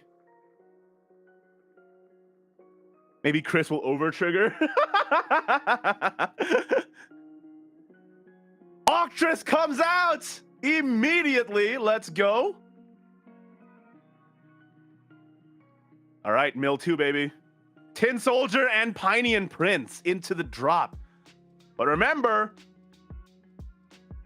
Daniel can actually recycle drop, so it's annoying, but it's not that annoying.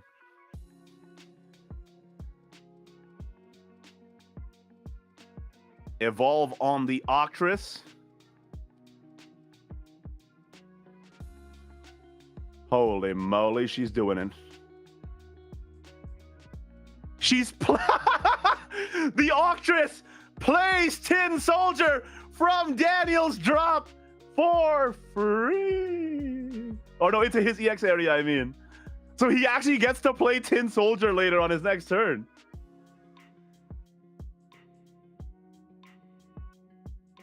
That's so funny. Gosh, I didn't even think about how you would do Octress mechanics on a remote fight. Yeah. I didn't even think how you do Octress mechanics on a remote fight, dog. Yeah, Tin Soldier does get the Fable counter when played from EX. That's true. So Chris is going to be able to get a free ping.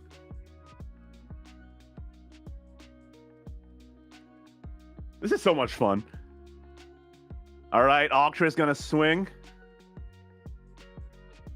And the last words of the Demon's Epitaph will deal Chris 2 damage.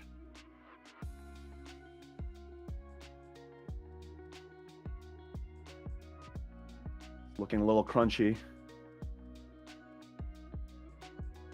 All right, so Chris is at 15. Daniel's at 17 with a pretty good EX area. That's how you win against Fable, man. Just take their EX area. Lamau, XD. Their EX area is good. I want to do it too. Ooh, Alice's Adventure.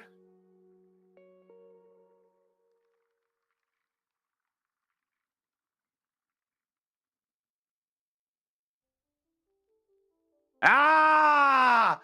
How does he do it?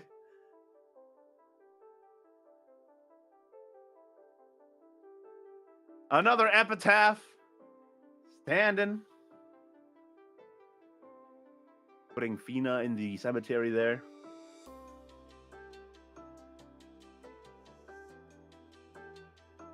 With a clear board, Daniel has a chance for a lot of tempo. Wasn't super fantastic. It's fine. But out comes the Apostle now. Each opponent puts a top 2 in the cemetery. Is there 10? 1, 2, 3, 4, 5, 6, 7, 8. So I don't think Chris draws a card. Well, he does evolve the Apostle. Let's go. Deal 4 damage to the Epitaph. Take 2. Daniel's turn.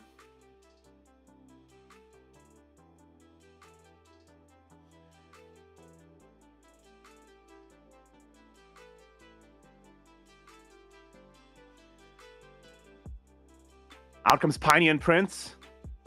He's going to recycle. Very nice. Tin Soldier. Welcome home.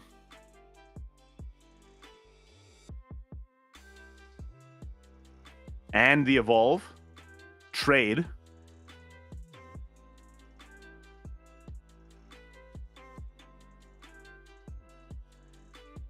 Oh, man. It's looking bad for our young hero. He has 10 damage in EX area, yup.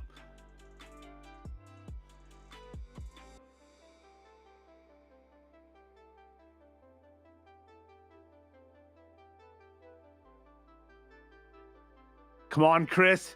You can do it. Pull something out. This is so one-sided. The Evolve has a sale. Yep, that's exactly why he could trade into the Apostle. Oh, he plays the Tin Soldier and uses it to ping.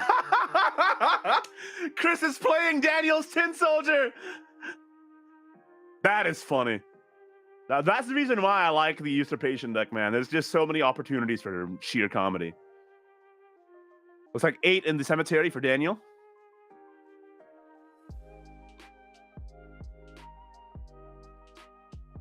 What's the turn, though? You only have 3 play points left. Spend 1. Okay. Servant is out on the board. Opponent mills 1. That's another Epitaph gone. And then this guy gets +1 attack. Chris is getting his dice. 1 moment. Meanwhile, Daniel can think while Chris is getting a dice here.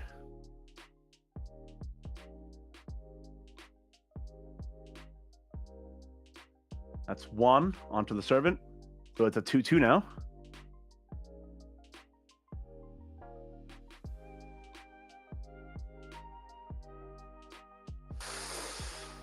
Oh no. Okay.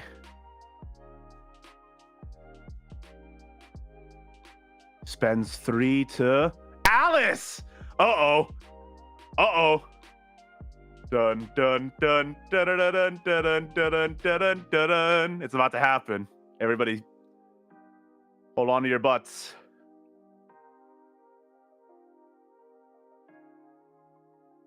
The Evolve comes out, of course.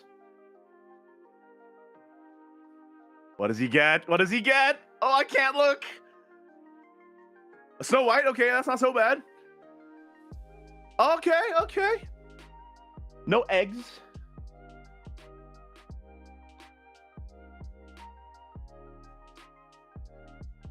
Let's crack the amulet.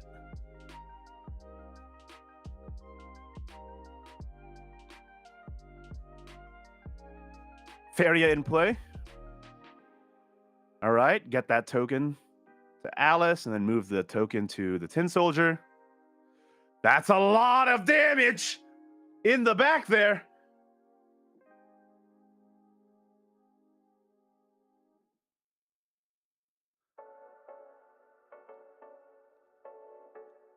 Okay, a Spine Blade comes out.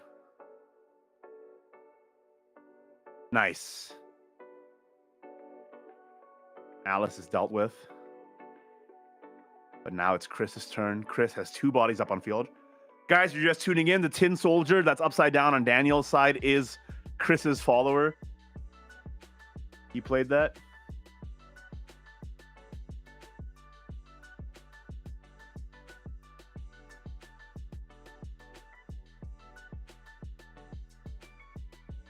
Okay. First off, attacking with the Tin Soldier. Oh, nice! The Disciple is out. Does Daniel have a response? I don't think he has any play points left. That might just go face. Into the dome, baby. Ooh, an explosion. Okay. I mean, that could be good, technically. That's a lot of... Dude, that Disciple is crazy, bro. That Disciple is nutty.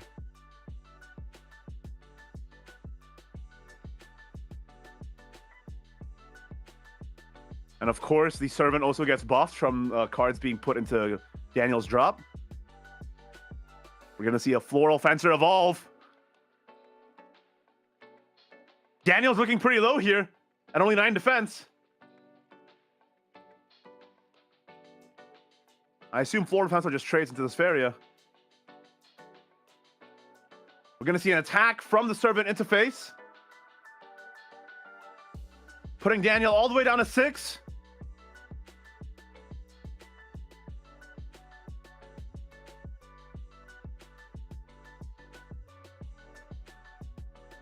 Oh, wait, the board is full. So Chris shouldn't have a knight, right?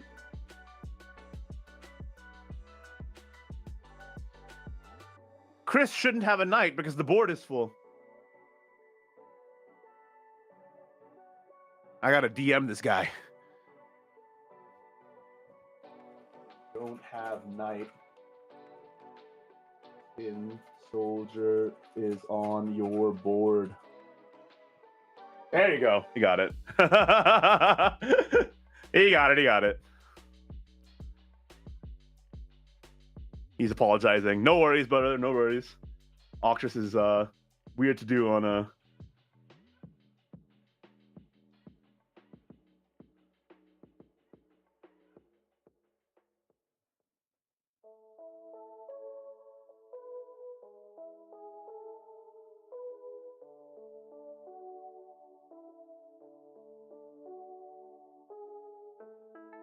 Okay. Uh-oh.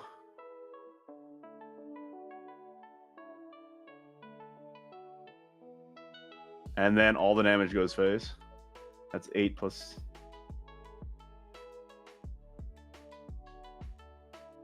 Oh, he's clearing the board? Okay. Yeah, he needs a Faria if he wants to win this turn. So he has to clear.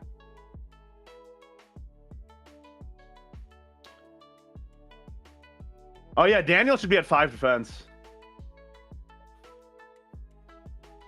I'll DM Chris right now, don't worry.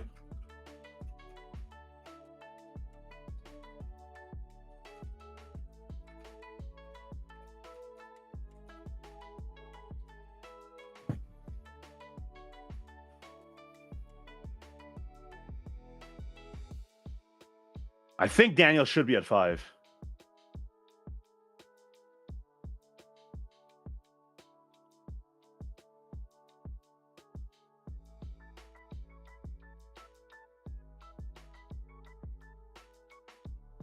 It's a close game, true. Very close.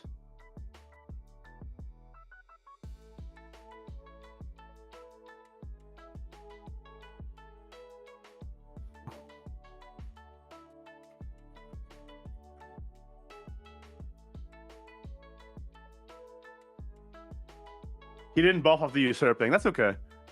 I'll let him know. Oh, Aurelia come out.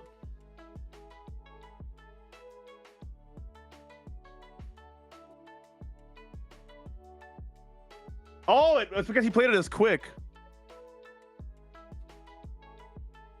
We're all learning, baby.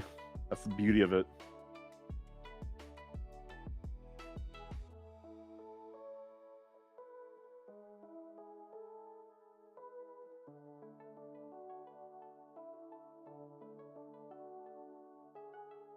Aurelia goes for an attack.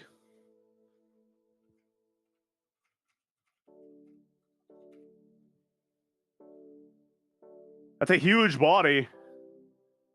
Can Daniel do something about it?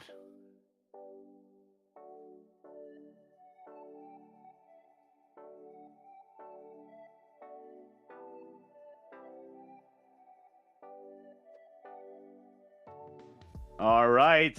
Daniel got 8 play points. But that body's in the way.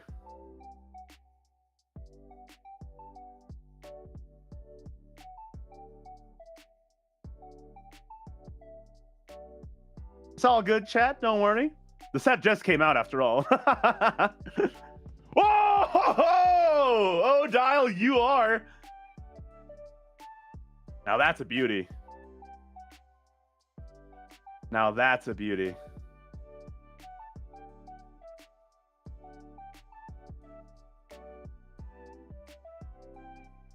All right. And we're playing the Alice Adventure from the EX.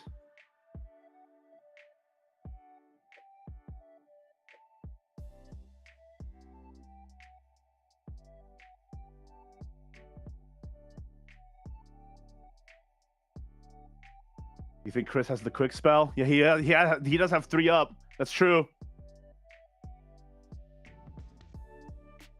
Ooh, baby.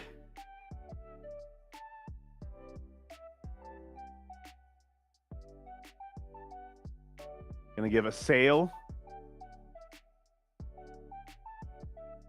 Run it in. Very nice.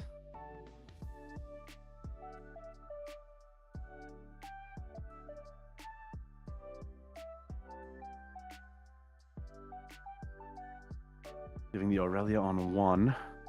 Buffing the board again. That's a big goblin. That's a big goblin, y'all. All right, goblin trade. Soldier goes face. And that's right, Daniel is healed to 10. Oh my gosh. On the edge of my seat, y'all.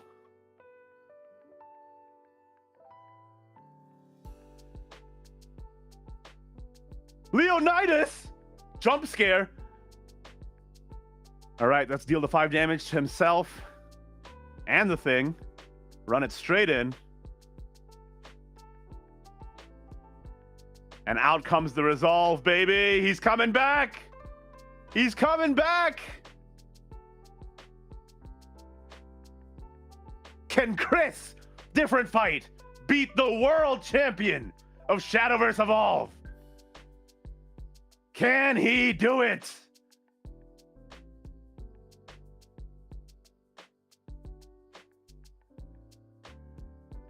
This is a crazy match, man. The back and forth is unreal.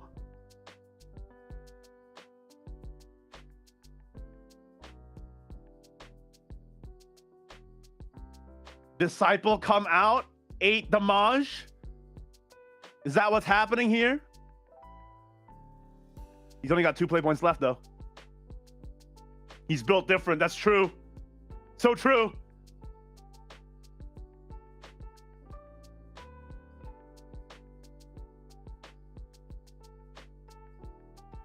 This is crazy, man. Chris is currently looking for a Leonidas this resolve.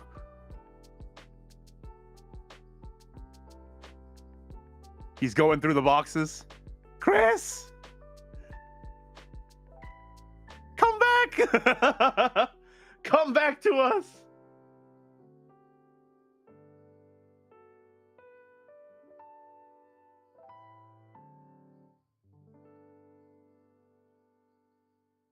Did he get it? Did he find it?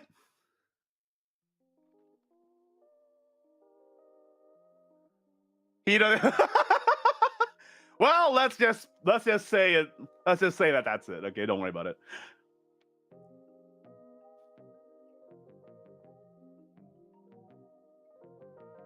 Oh man, this is getting scary. Oh! No way! He's built different. He's built different, boys. The quick blade air. What? Oh! Chris! Woo! No way!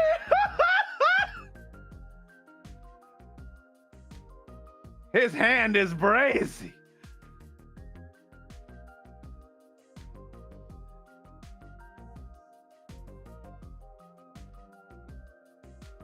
No way.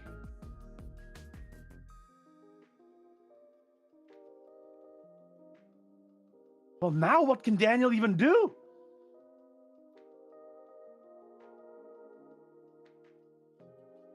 Daniel! Things are looking good for our young hero.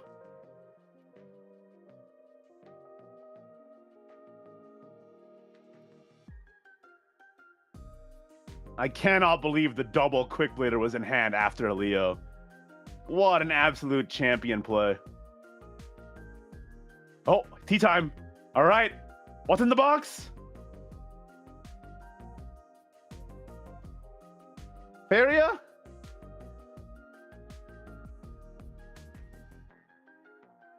Chris is at 10 defense. Oh! The egg do be explosioning. And there goes the board. Chris is down to 7. Last 2 play points. Warding up. Is it going to be enough? Can Chris find the last 2 damage?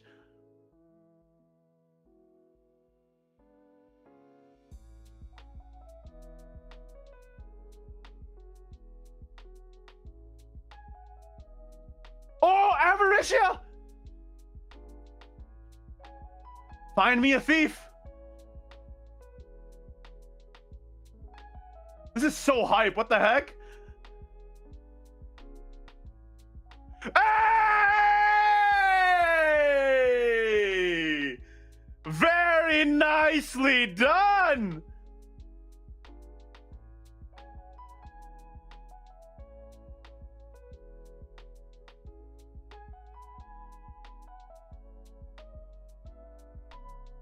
Tin Soldier taken.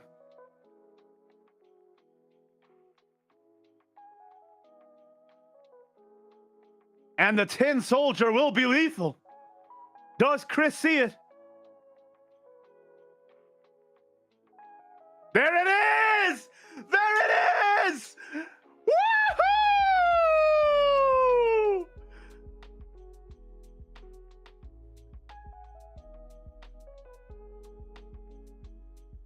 What a match! What a match! Chris wins versus the world champion. The Avaricia clutch.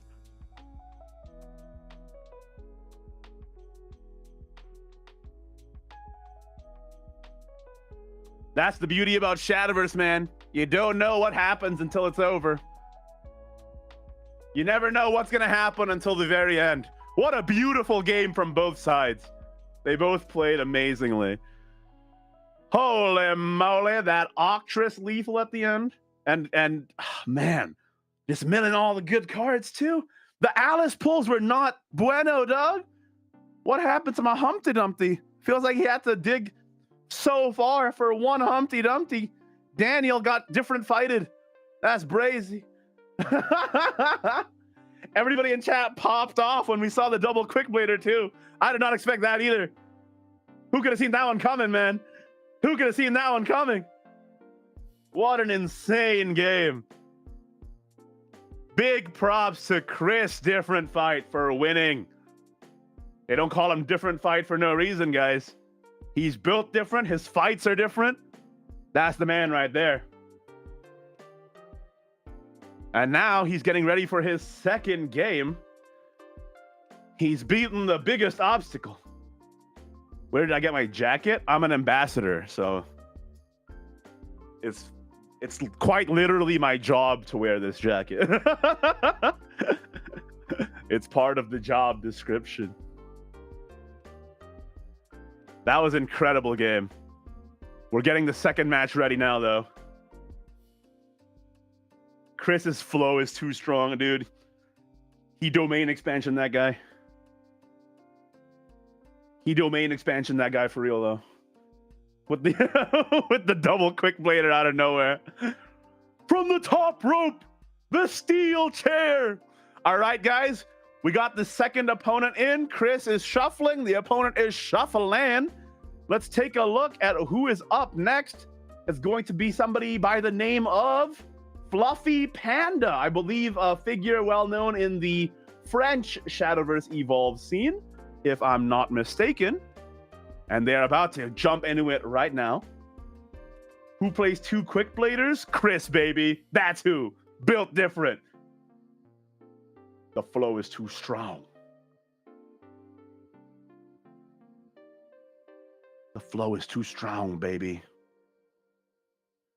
We're getting right into it. It's going to be Thief Sword versus Ramp Dragon. What kind of dragon is this? Oh, I've seen this list. Guys, this list is so funky. It is very funny. Okay, you are going to pop off at this one. I'll tell you right now. I see Intern Kun in chat. When this list was shown to Intern Kun, he literally started posting question marks. Hello? Hello? Let's see it. The buddy fight sleeves? That's right. That's right. This is a very silly Ramp Dragon deck. You are going to pog, I bet, when you see the absolute cooking that is about to occur here.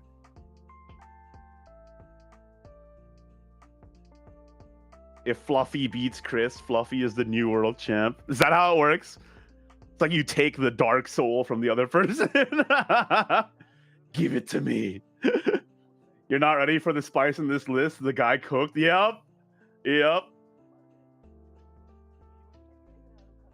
Let's take a look, guys. Get a roll that's happening. Let's see. Chris rolls a 1 and Fluffy rolls a 1. Do it again. Chris rolls a 1 and Fluffy rolls a 1. Okay. Go again. Chris rolls a 6 and Fluffy rolls a 5. So 6 wins, obviously. Chris gets to choose to go first or second.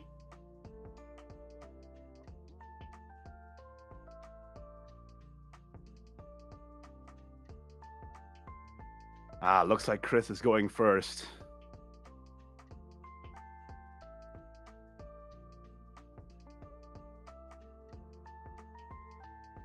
Does he keep? Does he keep? He's thinking about it. He's fonking.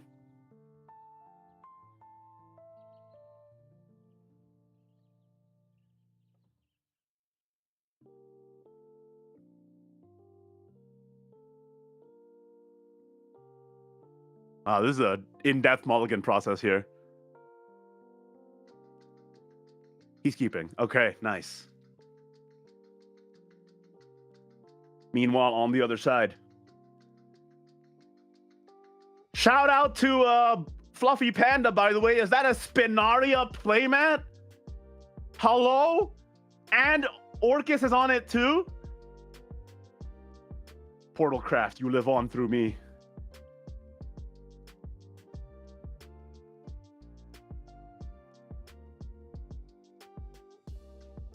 All right, first turn. Immediate servant. And Shenlong! Shenlong gets milled! No!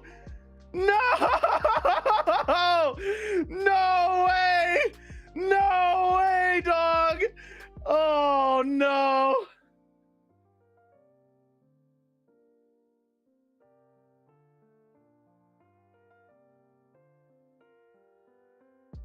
Disaster. Disaster. Octress. Oh, and the Rhino. Do you see that, chat? Do you see that, chat? Rhino. Electric Rhino. That's right, baby.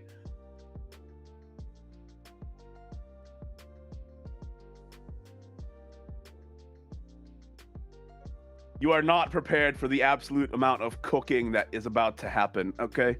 You're actually not prepared. Show me Oracle. Fluffy Panda, please. Don't do this to me, dog. You've milled Sybil, Electric Rhino, and Shenlong. Is that Sybil? I actually can't see. No. Okay. Well, that's fine. I guess that's fine. Discard one, draw one. Let's see. What do you toss?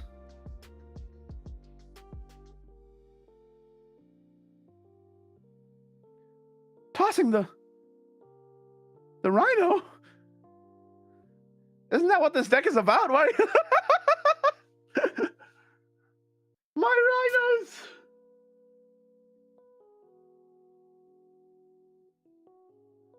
Well, I mean, the good news is all you really need is one rhino in hand to put the other ones back, right? So don't worry about it. It'll be fine, I'm sure.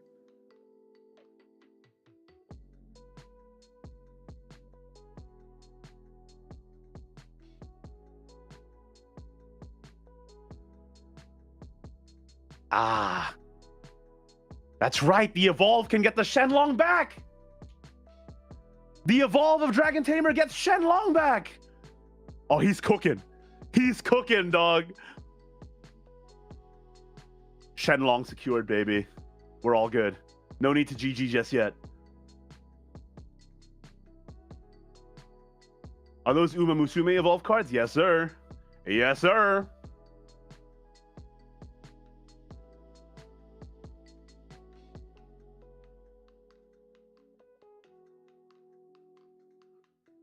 Saw Ignideus in DifferentFight's hand. No spoilers, please.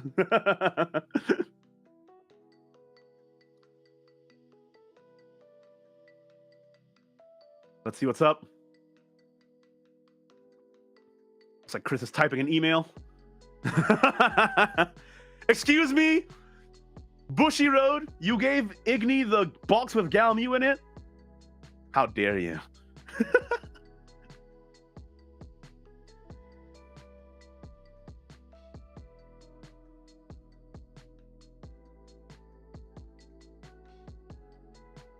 The Goblin Princess in the grave, too.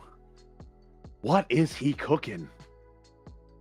What is he cooking?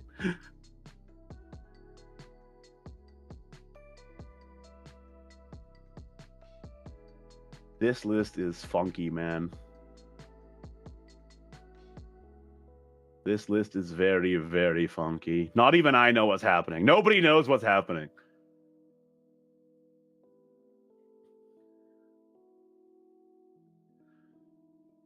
Have to get Shenlong back so it won't get stealed. No, but Chris doesn't have a Shenlong Evolve, so he can't evolve the Shenlong if he steals it.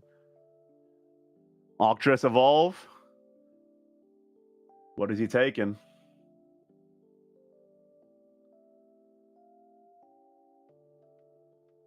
Imagine if he takes the Rhino. That'd be so funny. It's not happening, man. Imagine.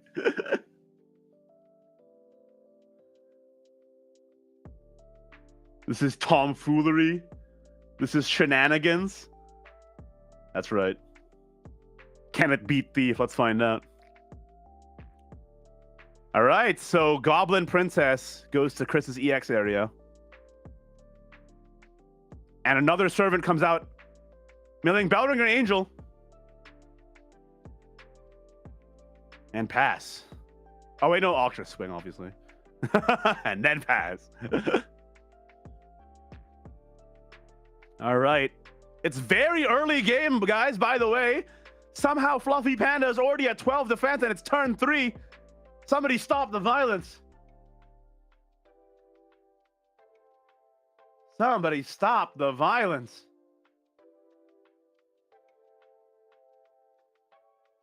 Can Fluffy Panda even survive to his later turns? That's the question.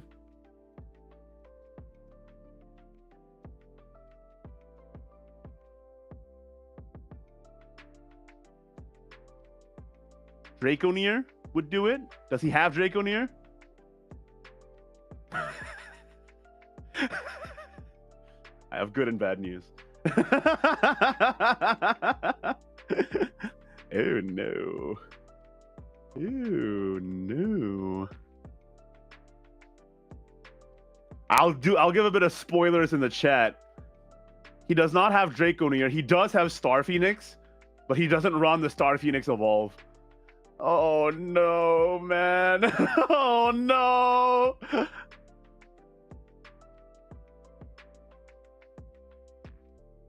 Somebody send help. We're ramping. And that's it. That's the whole turn.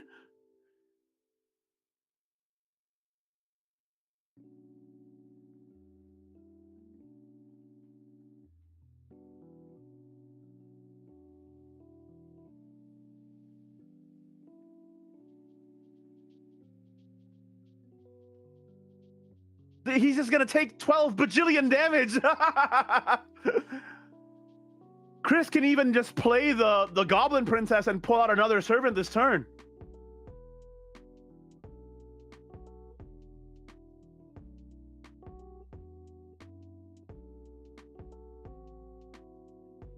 Chris can just play the Goblin Princess, get another servant. This servant gets buffed to 3. 3 to the face. He could do that, or... Oh, no, it's only neutrals. It's only neutrals. Thank God, thank God, thank God. We're good, we're good. I just double checked, boys. It's only neutrals. We're safe. Instead, he plays Floral Fencer. Oh, that's also scary. Out comes the boys.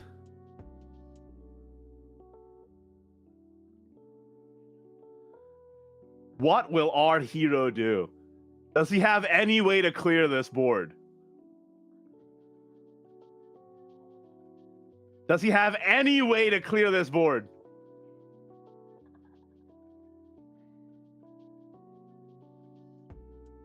Does he have Conflagration? I have good news and bad news. There is no Conflagration in the deck.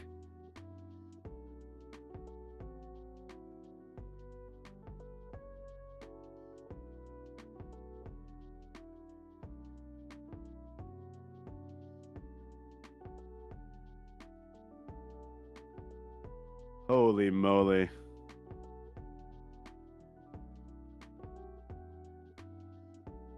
What is the answer?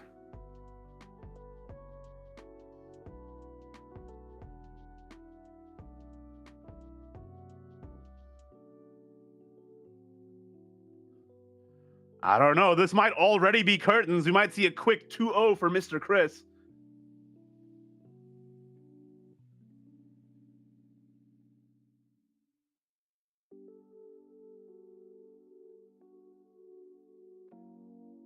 I think it might be Jover.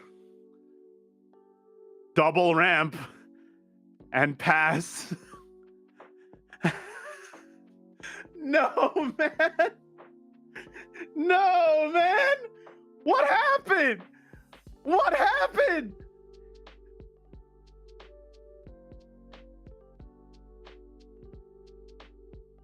I think that's it. I think this guy might have cooked a little bit too hard, bro. We all just go face. And it's GG. After the most intense game I've maybe ever seen into this, I'm getting like emotional whiplash, man. I'm getting emotional whiplash.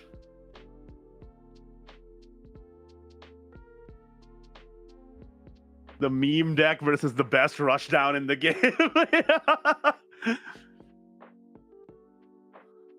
Holy moly. So yeah, that's the evolved deck being shown there.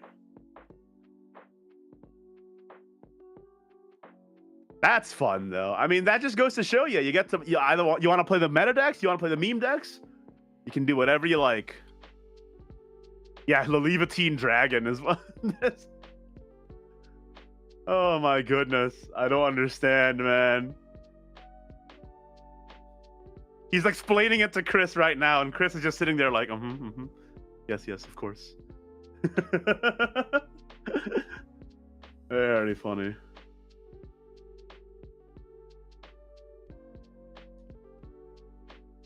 Well, that's the 2 games done. Hope you guys enjoyed it. I think all 4 of our games are pretty fun, honestly. Ended up being quite a nice mix, quite a nice schmix, you know. I guess now we'll find out who gets to win, me or Chris, in the match between us 2 ahead. A lot of fun, hey? All 4 of our games I felt like were so much fun. But guys, after this, we're going to get Chris back on the casting desk with me, and we're going to do a quick Q&A where we answer your questions. So if you guys didn't know, over on the social medias, we were able to queue up a bunch of questions over on the X, and we picked out a few to answer for you guys as part of this show. Then after that, it's the ambassador show match between me and Chris, and whoever wins that, you get to vote in chat, and you might get a chance to win a giveaway. So make sure you stay tuned for that if you want to win free stuff, man. Win free stuff. That's what it's all about. So let's get Chris back in. I think he's currently... What is Chris doing? I see his cam. He's like looking at Octress longingly. You win 2-0, brother. Come back. Come back to us. I don't hear him at all. Hello?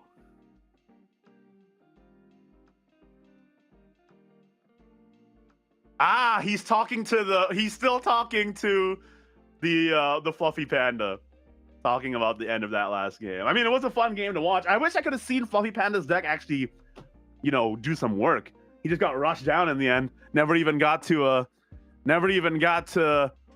play his game plan,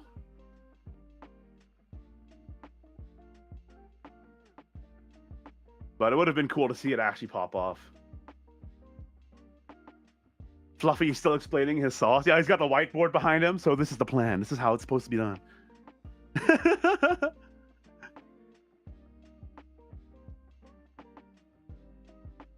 Chris still stealing the opponent's cards with Octress. He'll be back soon. Lamau. Did Igni win the packs? Yes, I did, baby. Yes, I did. Hello, he's back. Sorry, Chris. I was in the kitchen listening to the chef. Dude, everybody in chat is like, what is happening, man? So I don't understand. Fluffy Panda's deck basically functions around like just looping Levantine Dragon at all times into all the different like armed modes. And so that's why he has like the new guy that like mills your deck. So he's just like, turbo milling, or he's basically like he's using Rhino to turbo mill and then uses the Colossus to like put back the Levantines, and then has like the neutral to like flip back your face up evolve cards as well.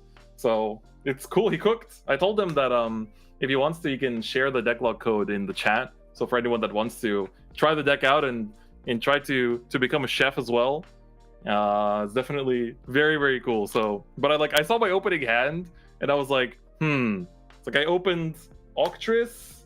I think I had it was like Get Servant on turn 1. Yeah, Octress Servant and something else. And then I was like, well, at the very least, I can do Servant into Octress for like just 4 damage already, and then we just see what we draw into. So it's like, it's pretty cool. It's pretty cool, but man, these games are crazy. Dude, that game against Daniel was so nuts. Everybody in chat was like, no way he has double Quick Blader. They were like, who runs double Quick Blader in Usurpation? I'm just like, Chris does. Stay tuned. So the funny thing is that I evolved into the Leonidas. I was like, oh, let me go find my token. I was like, wait, I gave away all of my Leonidas' wills, because like Leonidas' will is like by far the most popular. Like whenever I go to events and give out tokens, everyone always goes like, oh, do you have a will left? Do you have a will left? Do you have a will left? So I think I've given out every single one. So I was like, oh no, I don't have any. I have to actually just put a face down token. I think it was so funny that you beat Daniel using his own cards. It's like that's what it's all about, baby. Yeah. Dude, that order did work. All 4 of the games were so much fun today. And I can't wait to let's see how the 5th one shakes up when it's you and me against each other, eh? But first, we have that Q&A. Chris, are you ready to answer some questions from the good viewers at home? Let's get it. I'm very excited. Let's take a look. First question. Which Omen do you like most, and which Omen do you think is the strongest? I mean, this is an easy answer for you, I bet. Hey. Yeah, I think do you want to 3, 2, 1 and say it at the same time? Sure, go for it. 3, 2, 1. Galmew. But which do you think is the strongest though? I too like Galmew the most, in my opinion. I think the strongest one is probably Octress right now in the current state of the game. Octress is very generic, and she's going to continue to be very generic in future sets too, because it's like the ability to steal virtually anything in the game, right? It's like the more the game grows and the more the card pool broadens, Octress will only get better. So it's like, I feel like it only gets better. And I think like the other one that has like a big generic use, I mean, I guess Lishan is also going to be pretty good. Like whenever generic control decks are running around, like Lishan is pretty good because she gets future support too. So yeah, sorry, very long answer.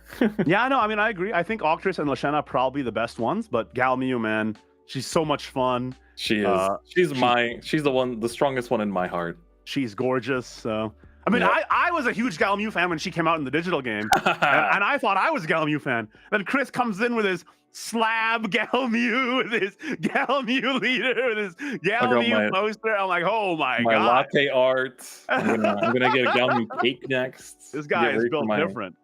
All right, let's take a look at the next question. Cue it up. Question number 2. From digital to physical, what aspects do you like about Shadowverse Evolve that differ from the original game? I have 3 parts of mine, if I can go first here. Go for it. 3 things I like the most. 1, you get to choose whether or not you want to keep your follower refreshed or reserved, right? And that gives such a huge amount of decision making on each turn, because you can only get attacked into reserved followers. So that gives so much agency to the player on how they want to approach the turn. Do you want to keep this guy standing to keep the effect going, or save it for a stronger swing? Or do you want to like just go in right now and have the aggression carry you? That I think is really, really important. And it's probably why I lost that first game, honestly, because I went too hard with that apostle. So it's one of the things that's not only a great thing that gives the player so much agency, but also a lot of skill expression and different ways you can go about different games. Like you can play the same decks twice, but go about it in different ways, and it'll just come out differently at the end. Second thing I love, quick spells. I love that you can save play points from your turn into your opponent's turn, and your opponent has to be wary. And it's a knowledge check as well as a sequencing check of how they want to approach their turn, knowing what you might or might not have in hand.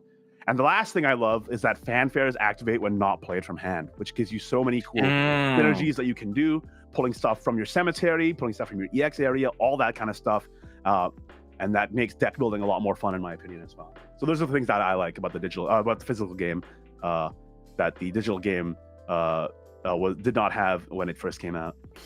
Man, I think that the second one is definitely the one that I'd usually say. Like, I think quicks are such a big thing that I think, especially when it's like you're playing, but like if you had to compare playing digital Shadowverse and physical Shadowverse, well, you know, as an Evolve, side by side, in terms of like if you had to sit down and play the game for like all day long for like a big tournament, I feel like the existence of quicks kind of like gives me stamina a little bit in that sense. It's like it adds this dimension into the game that is so exciting, that keeps you on your toes a little bit, and I really like that. I like unpredictability in my card games as much as possible.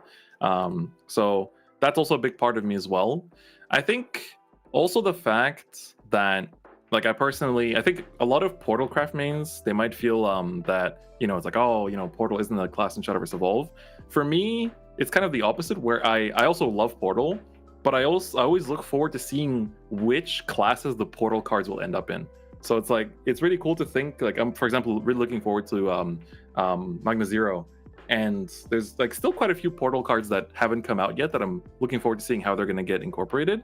So seeing like some of them go to Forest, some of them go to Sword, some of them go to Rune, you know, it's like they're always kind of like getting ping-ponged around the classes. So that is another thing that is very different between digital and physical that I quite like. But man, yeah, I think quicks, and also what you mentioned about fanfare is another one that I really like as well. All right. Let's go to the next question, and I'll take it first so Chris can go get some water. Question number 3. Let's take a look here. What would you say is a good starting class and deck? I'm trying to convince my coworker to play the game with me. Well, I would recommend that you go to a game store and just like try out the starters that they have and see which class speaks to you the most, right? Because I could tell you, oh, this class is the strongest, that class is the best. But if you don't like it, you're not going to keep playing the game, right? That's the whole thing. So I would say that you should try out the starters if you can at a game store and see which playstyle speaks to you the most, and then go from there. Because if you just pick the one that's the best in quotes and you don't actually like it, you're not going to play the game for long, in my opinion. So that's what 100%. I think. Yeah, 100%. Yeah, I think It depends where this question is kind of coming from. Like if your coworker has ever played Shadowverse in the past, they might know some classes that they liked in the digital version, and then you can easily just kind of tell them, well, you can just build that. But I do agree, if you have like a store nearby that has like the starters to that you can just check out and try out and get a feel for, you'll definitely find which ones you kind of vibe with the most. So I think it's always good. That's kind of why I like to have, for the card games that I play a lot, I like to have like the starters available whenever like friends want to learn the game, or just like have decks available. So I think if you're trying to get your coworker to play, just let them try out your decks and see what they like, and then you can build from that. All right. I 100% agree. Let's go into the next question. Question number 4. Here we go. If you were both Shadowverse Flame characters, who would be your digital friend and why? Okay, does it have to be a cutesy like animal guy, or can it be any card? That's the question. I know what you're gonna say. Yeah, because I have an answer. Do you wanna say it? Yeah, it's Zernitra for me, quite obviously. you get a little mini chibi Zernitra. Oh my god! You're speaking my language. That's her. That's her. Show it to the camera right there. Let's go. Yeah, there we go. And who's yours be, Chris? I cannot. My Galmu is out of my reaching range right now, I'm afraid. But we know the answer, right? Yeah, I think if I can have a mini chibi Galmu, it would be that. If it has to be an actual Like little animal guy. That's much harder, isn't it? Is there but the thing is, it's if you're a dragon main, it's really easy because you can choose your favorite dragon and just like make it into a chibi. That's right. Huh. Who would I pick? Genesis Dragon. Definitely the one that's won me the most games, I think. Yeah, right. I should. You imagine like right. a cute little Forte. Yeah, maybe. All All right, right. so we move on to the next question. Question number 5. Vulcan and Galmu. Let's go up number 5. Which are your favorite cards in terms of art, design, and playability? Thanks to the both of you for your great Aw. content. Oh, thank you so much. I appreciate that. Thank you. So sweet. All right, let's you want to say what's your favorite in terms of, let's take it like one by one, right? So first Yeah, with okay. arts. Favorite art. In terms of art, it's the Zernitra that comes out in set 9, the Zernitra Dragon's Flame. The Oh, Chrono you- Genesis art for Zernitra. You like that one more than the leader card? I do like that one more than the original, and I think I like it more than the leader, just by a little bit. Oh wow, really? I Yeah. love the Zernitra leader. The Oh. leader is beautiful, but I love like the dynamic pose in the Chrono Genesis art, and like the lighting is really beautiful. It's like she's in an ephemeral space, and I really like that. So that's what That's fair. that's what I fair. like about that one. In terms of you go first on your art. Which one do you like? Okay, I most? can say my art as well. I think if we're talking English card pool, it's I really love honestly I like the pre-evolved Galmu probably the most. Just because she looks like she has that kind of like dominating stance. I really like the UR and the regular evolved arts too, and then her leader art that comes out in set 10 as well is really good. If we're talking about Japanese releases, man, that the URs and the Vanguard Collab Booster are so good. I would have to say Phantom Blaster Overlord, but that one is like, it's just it's like, you know, when they take something from your childhood and make it look god tier in the modern day, it's like you literally just awakened the edgy 16-year-old DifferentFight and you gave him crumbs. Like, yeah, that's what do you beautiful. expect is gonna happen? In terms of design, I guess they mean by like the card, like the effect. Yeah. So in terms of like what it does in the game, What's my favorite card in terms of effects? That's interesting. I think it's probably Prime Dragon Keeper. I love that card. I've always loved that card from the digital game. I thought it was amazing, and I have a soft spot for it as well because I was the one who revealed it, and it was my first ever card reveal for the digital game. And I was gassing it up so much, man. I remember back in the day when that expansion first came out, I was like, y'all, you got to be on the lookout for Prime Dragon Keeper. It's the GOAT. It's the best card ever. And then all the comments were like, this card is trash. It's never going to see play. Oh, no. And then lo and behold, one day later, every tournament, 90% PDK representation or whatever. Dude. And I was like, I told you. Production can be showing your face right now, dude. This is this is angry Igni. when it came to the physical game, I was like, the effect was translated so well. It getting Intimidate and more stats on the Overflow as well is so nice. and Yeah. the ability to buff it with Draconeer to get it out of range of most removal feels Yeah. so skillful, and I love that so much. And then the effect just stays there, and you go pew pew pew pew pew. I love it. So not only is it Love a the nostalgic PvP. factor for me, but I also just love the way that it sort of tilts the dragon archetype on its head, because normally you think dragon, you ramp into big guys, but how about you ramp into lots of small guys and have that do the work? And I'm like, that's something I really enjoy. You're gonna enjoy aggro dragon further down the line too. It's gonna be for sure. using both the Signature and PDK, so pretty good. Dream come true. My wives. Yeah, I think for me, I had to think about this one. I think objectively, I really like what Octress brings to the game.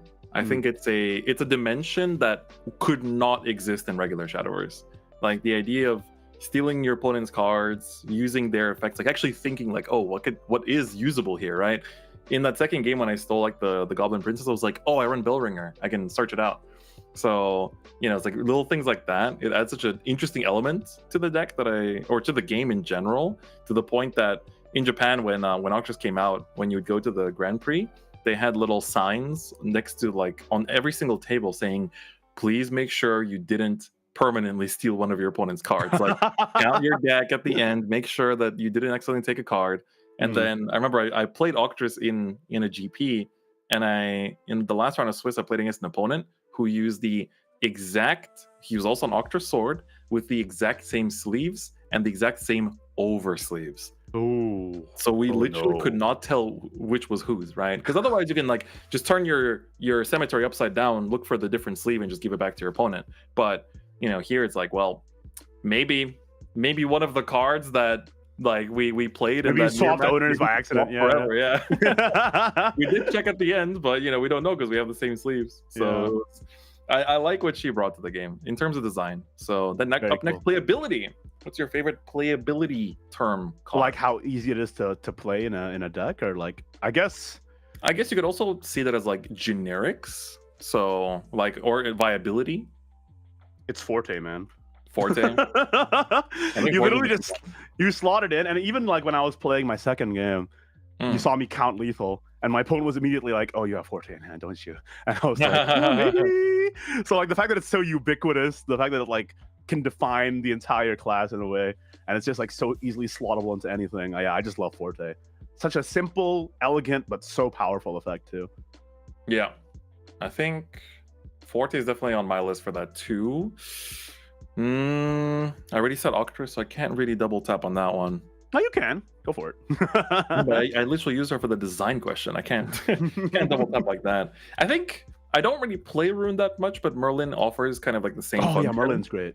And I feel like it's also, I like cards where their potential isn't limited by the card pool at the time. So it's like both Merlin and Octress are cards where it's like the more, you know, in Octress' case, the more cards in general come out, the crazier she gets. But in Merlin's case, like every time they release a 3-cost or lower spell, it's like, well, is this worth to revive? Is this worth to reuse with Merlin kind of thing? Yeah. So quite like that. I like that answer. That's great. All right. Next. Question number 6, please. Cue it up. Let's get it and see what it's gonna be. I'm very curious. Do you have a pet deck? For example, a deck that you build, that you enjoy playing, even if it's not that strong in the format. Yes. Yeah. So for me, you want to go first, Igni? Yeah, sure. Mine is Aggro Haven. It just feels a different kind of. There's a euphoria you can't experience unless you play turn 1 Snake Priestess, turn 2 Amethyst Lion, turn 3 Ruby Falcon, and then all go face. It just feels so good. It feels disgusting for the other player, but for you, you're like, I'm so powerful. But then, of course, if you don't open that hand, you're like, oh no, my deck doesn't do anything. Yeah, but yeah, it's so much fun, and I love that it got support in the Japanese edition, actually, with the new anime support cards like Tanzanite and Victor and stuff coming to the game finally. So yeah, I love the fact that in Shadowverse Evolved, even these pet decks that were never really good still get a little bit of love from time to time, and you're like, all right, time to boot this back up again and see what I can cook with it. So yeah, definitely Aggro Haven is on my list, and I can't wait for more of the cards from the Japanese edition to come out in English so I can build that guy up. That guy that goes like the 2-cost Ward Guy 2 is also insane in that deck that just came out, and I'm like, man, I actually went to an event once in Bushiroad Expo in Indonesia, and I was playing the English version, and my opponent only brought his Japanese deck. So I'm like, okay, let's just run it. Let's just see what's up. And he played the Japanese version of Aggro Haven against my English version, and it was like nuclear bomb versus coughing baby. Like I was like, it's over for me. Like they got so much more powerful, and I just love that. I love that deck. What about you, Chris? So funnily enough, Galmi just came out in English, so she's a meta deck now, but in Japan, it's a year ahead in card pool, to the point that like Galmi's been sort of like, I think set 8 she got support and was very good again. Set 9 kind of fell off, and then set 10 Earthrise just became too tough to deal with, so she's kind of really fallen off. So it's like, for me, that's if I'm being realistic, that is my pet deck that I will always play and always have and always use no matter what. Even if I'm not like necessarily playing in tournaments, I'll always have it on me to like play casual games. But if I can't keep saying Galmu as the answer for every question, then actually Hero Sword is one of the decks that I also had as like, even when it kind of like fell out of favor, and like, we had Octris, and then later down the line we're gonna have Natura Sword as well. But I always enjoyed Hero Sword a lot, just like as a little deck on the side. So quite enjoy it too. But I think realistically, being very honest, it's Gamu. Right. Oh, no problem with that. That's an honest answer. Yeah, all right. Next one. We got 2 more questions to go. 7th question here. Let's take a look. What leaders in the mobile game do you wish we had in Shadowverse Evolve? Oh, this one. Okay, Igni, you own every single leader. This is big pressure time. Yeah, I do own every leader. That's true. The one I want the quietly opening Shadowverse in the background. Should I just open Shadowverse right now? I'm gonna do it. You go first, Chris. Then I'll open my Shadowverse right now. For me, the answer is actually very easy. It's Holy Saber. Nice. Holy Saber is by far my favorite leader. It's like I wouldn't necessarily call myself like a big Haven main or anything. Haven's always a class I've enjoyed. It's like always been like my 3rd, 4th favorite. But dude, Holy Saber, like that was like the first time they did such a crazy animation for the evolution, and it's the first time, I think still the only time, that a leader changes after evolving, right? Because is she the only one that like completely changes her appearance? I think so, yeah. So they cooked. They did. I hope that when they make the leader for Holy Saber, it's like a double-sided one, so you can like flip if you want the armor or the unarmored one. Okay, if you want my on-brand answer, it's Ignis Dragon, because it has my name on it. It was very, very on brand. But if you want my actual answer, it's one that came out actually very recently, and it's quickly become my favorite leader card in the entire game. Oh, it's the Kirzael leader. Oh, that really? That guy is insane looking. It's like one of the most beautiful leaders I've ever seen. So. Oh, okay. I never pulled him. So hopefully I get him in the next few months. If I had to pick one, it's him. He's absolutely gorgeous. And if the Asvault crew ever makes it to Shadowverse Evolve, that's the one I'm going to be hunting for sure. Barbaros. So true. All right, let's take a look at the last and final question here for this Q&A. What card do you wish could have evolved? This is a really cool one. I saw this when it was submitted, and this is actually my my favorite question, I think, because it's like, this is indeed one of the things that is very different from base Shadowverse and Shadowverse Evolve, because in actual Shadowverse, anything can evolve, right? Everything has an evolved art, everything has evolved stats, but in Evolve, they chose what evolves and what doesn't. It's a hard question. I have 2 answers. I can go first if you want. You want to go first? About it? Yeah. Well, first of all, my wife, Zernitra, would be great to evolve. Just get a little bit healthier, because her stats are really, really low and sad. Hopefully, she even gets an effect on the evolve that like reduces the cost of it. You know what I mean? But let's see. But in my actual answer, after playing in locals the other week, and maybe this will take the card too far and make it too good, but I would love if Lashena could evolve. Oh, I was actually thinking about that too. I was like, because there's so many times where you play Lashena and it's such a tempo loss, because it's a 2/4. It just puts it in the EX area, and then you don't do anything alongside it. And like, if your opponent's aggressing you down, it's really hard for you to find an opportunity to actually play the card. If she could evolve and deal with a threat, while putting stuff in the EX area, that would make the card maybe too good, honestly. But as a Lashana player, that's my answer. My actual thought that I wanted to answer with was I technically have, well, the main one I wanted to say is Gilnelise, because I feel like the fact that she can only get rushed through like her support is a bit like, it'd be cool if she could do it herself. But I saw a really cool one in chat that I feel like is actually a very good one, which is Olivia, because she's like like what somebody said, she's the ambassador of evolution. That's and it's true. Honestly, when you think about it, Olivia evolving would be really cool. But Olivia does have a lot of different forms, and she appears in a lot of different card art. So maybe she'll come back, please. Maybe we'll see in the future. I wouldn't be too surprised, but it'd be nice. Yeah, there's definitely a few. I think also trying to think if there's any others that I'm kind of forgetting, but this is a really cool question. I want chat to also think about this too. It's definitely something that's very, very, very unique in that sense, right? Yeah. Somebody said Valneric as well. That's true. I think all of the omens you kind of wish would evolve in that sense. That would be sick, right? Like thematically, just having all these boss monsters and their second form as well. Let me think. I'll come up with one more answer. Oh, something that I wish could evolve. It's not released yet, but Mistelina doesn't evolve. Oh, interesting. She might be too good if she could evolve. We also have to keep in mind that that means you don't have your evolve deck would be fighting for space even more. That's true. There is a downside to cards evolving, right? That's the problem. So you do have to think about that. I think in my heart and in my mind, it is either Zernitra or Lashana. I can't really think of anything else, to be honest. Those are the ones. Those are the ones for me.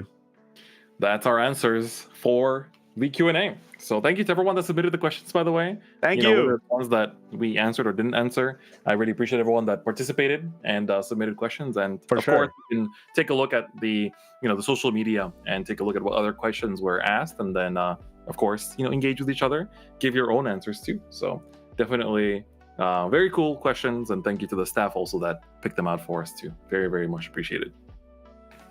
All right, but for now, we are going to take a quick break. So we've been on this whole time. So we're going to go get a quick drink of water, bio break. But then after this, guys, it's the one you've been waiting for, the Ambassador show match between Chris and me. And you guys get to vote as well. Whoever wins, if you voted correctly, you get a chance to be chosen as a giveaway winner for a ton of free stuff. So you do not want to miss of every set. That's right. MVPs. That's right. So do not go anywhere. We'll be back in 5 minutes. Be right back. When might becomes law. I'm going to go bathroom. Will you rule or be ruled? Glory Finder. Guide to Glory. Coming soon. The time is upon us. Do you possess the resolve to face their trials? Booster set 5. Omens Eternal.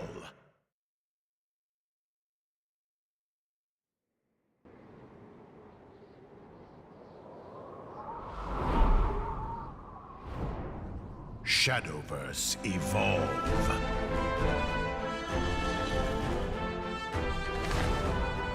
Time. An endless cycle. Calamity and prosperity coalesce into reality. Their hands have molded the world.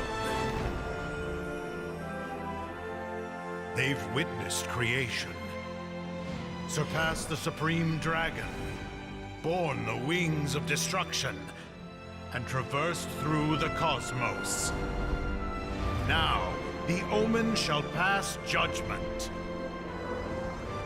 Have you the resolve to face their trials? Stand ready and leave your mark on history.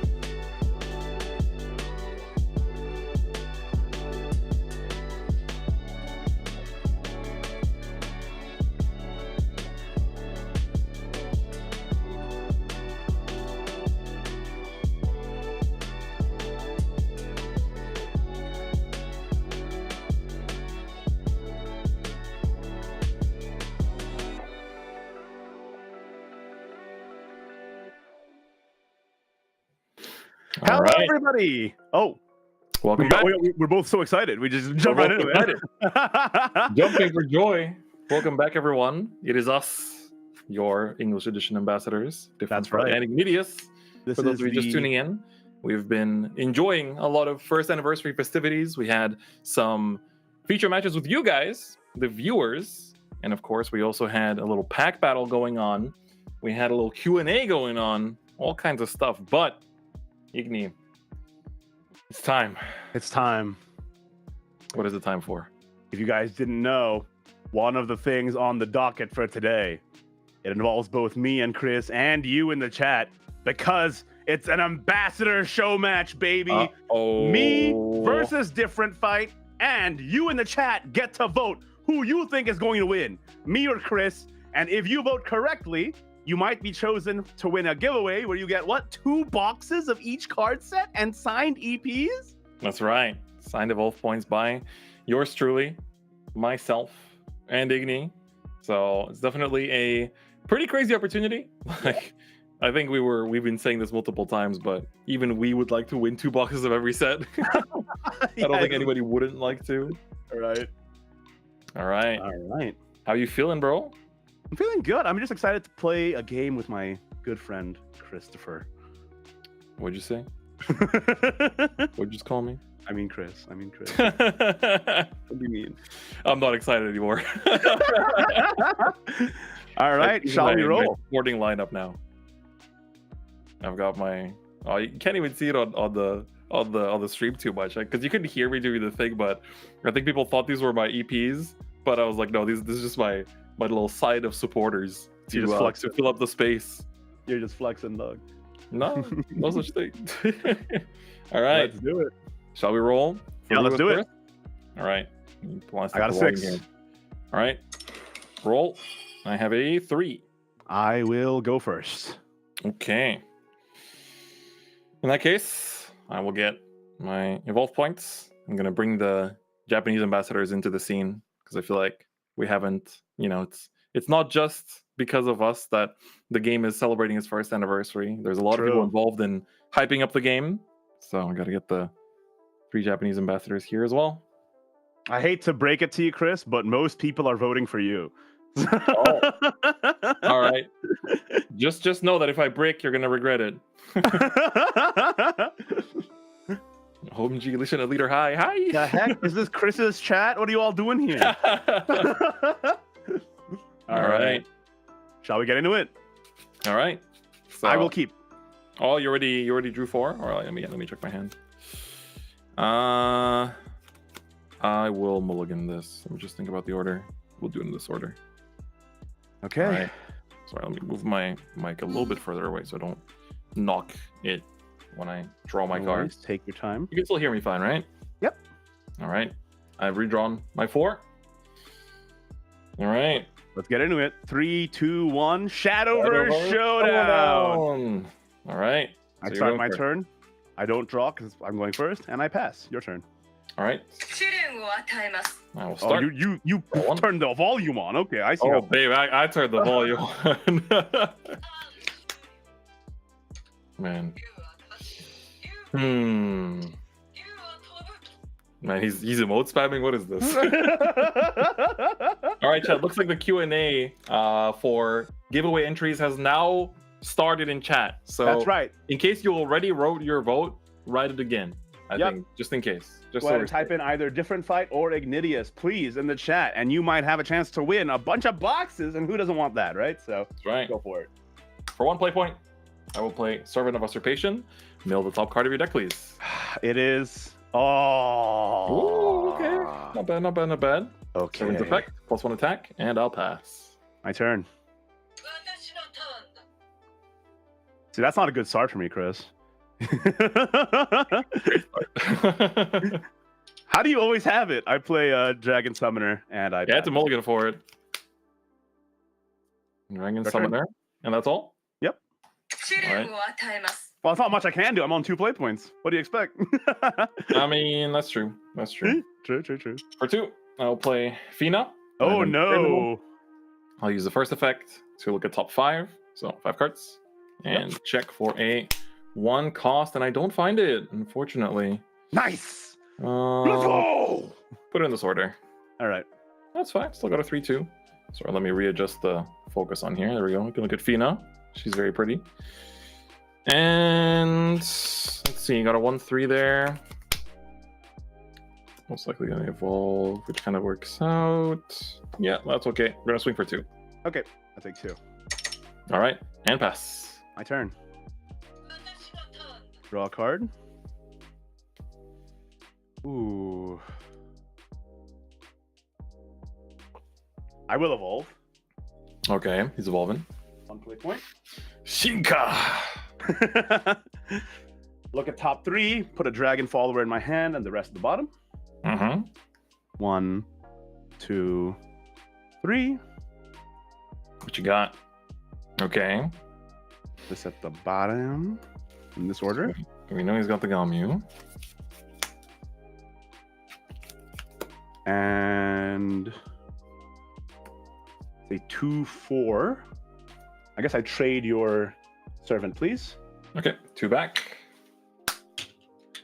Let me get my dice. Yep.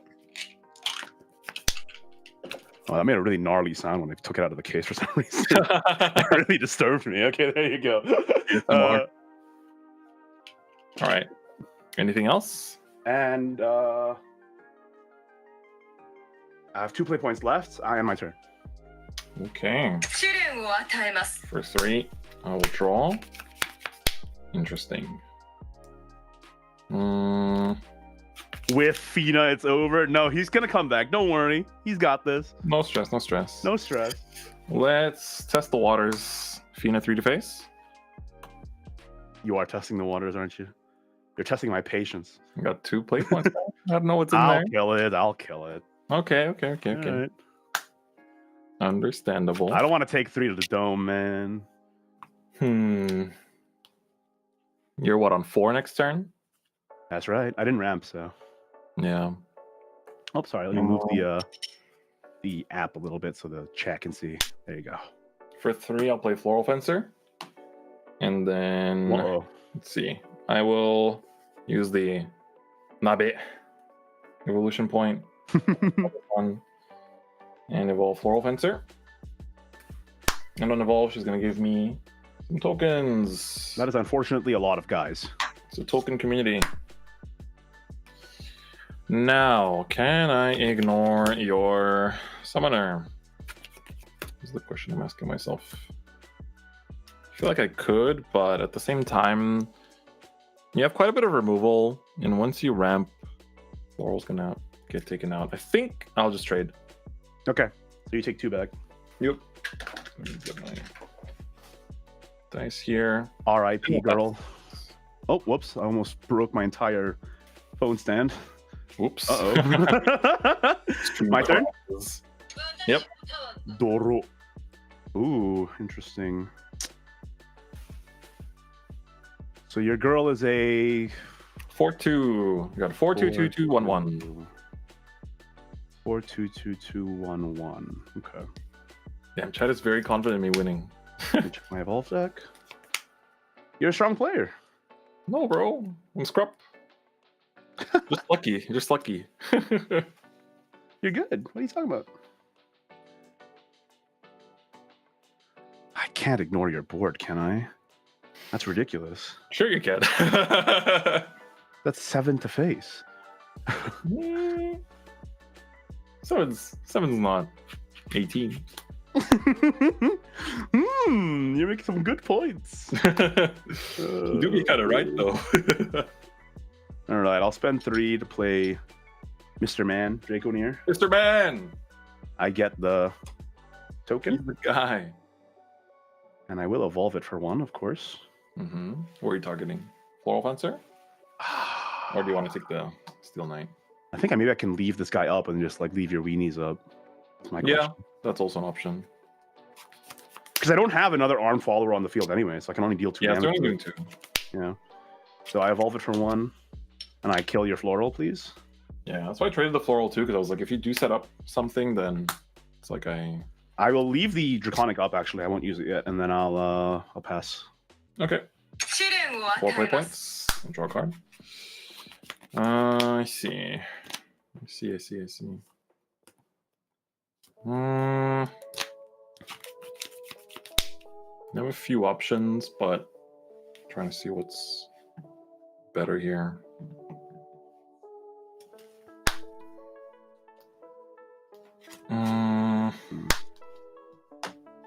Guess I technically could do this first. Gonna play Fina again. All right. Use the first effect to check top 5 for a 1 cost. So 5 cards. Let's see. Okay. Let's see. Don't be servant. Don't be servant. Don't be servant. I'm thinking. Could be ding dong though. I know you run that. Could be ding dong. We're gonna take the servant. Okay. Rip. This goes to bottom. Yep. We like Mr. Servant. How many cards in Cemetery? Just 3. 3. That's pretty low. Knight will go 1 damage to face. Okay, that went through. Interesting. I have no play points up, so. Oh, true. All right, then. 2 to face. Down to 15. Servant. So middle top card. Blazing Breath. Oh, that's good. That's the second one. Cemetery's at 4. Okay. And then for the last one, I will play Bellringer and ward her and pass. Okay. My turn? Yep. Watashi no turn. All right. Good stuff.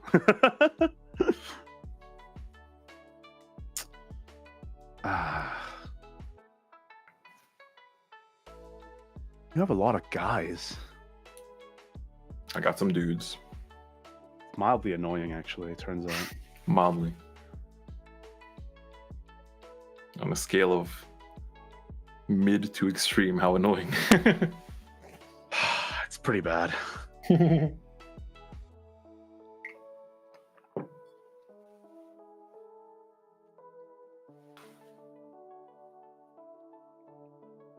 Yeah, it's How like can I board lock you?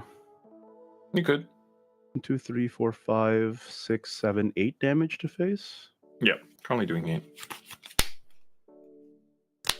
That is an option, but Just, I don't have that many good responses right now. And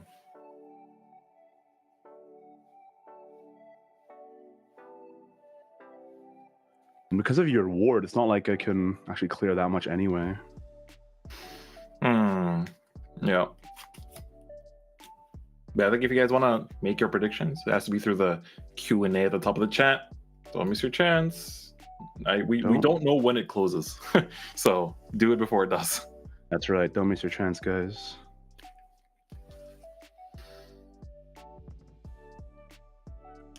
This is difficult, Chris. You've put me in a tough spot. Yeah, I mean it's a bit of a difficult situation for me as well because I'm like not sure. Like if you do board lock me, my damage is a bit capped, and then my tempo gets thrown off a little bit too. I spent 2 play points for Dragon Oracle to ramp 1. Ooh, okay, we're in overflow now, right? Or not yet? Not yet. One off from overflow. Okay.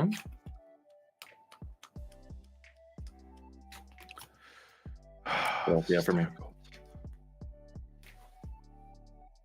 What will those 3 play points bring? I'm wondering if I want to save it for a quick or if I just want to spend it now. And if I can just tank 8. If you have Spine Blade, though, then I'm tanking 9, actually. Yeah, and that's a lot of damage. Yeah, and Spine Blade is, if you have 10 in Cemetery, it's 5 total. So even if you equip the grab weapon, it's technically... I only have 5 right now, so... Yeah, so probably won't get you to the 10. So it'll be just 3. So then it's a question of, do I use it in that sense? I think I pass. It's your turn. Ooh, okay.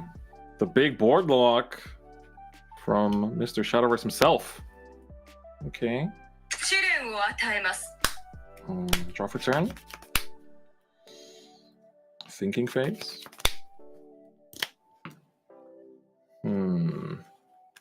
Check my wall deck real quick.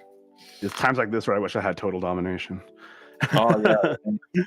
Galmu in hand too, so it's like you theoretically could just blow up my board and then I ate a bunch of damage. That's why being at 20 right now is pretty safe. That's why I wanted to get to 7 as fast as possible, because like a lot of my plays unlock when I get to 7+ play points. Yeah, I think I'll take you up on your board lock, and so we'll start off with the Knight and the Steelclad Knight for 3 Okay, first. Then the Fina will go in for 3. Would you like to I will take it out, yeah. Okay. So you don't get to draw a card. You're not an overflow yet. No, I'm not. So you take it out. That's very interesting. I don't want to take too much. I'm a little scared. You give me a board space. Interesting. Yeah. In that case, I'll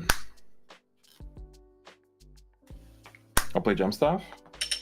Okay, that's fine. I think. I hope. Search. You're gonna Galmu me next turn.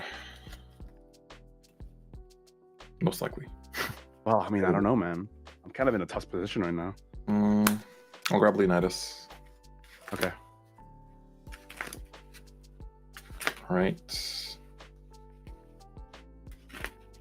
Let me do a little shuffle. All right. This will go to hand. So she came into play this turn, so she's going to chill. Servant is still going to swing in for 2. Yep.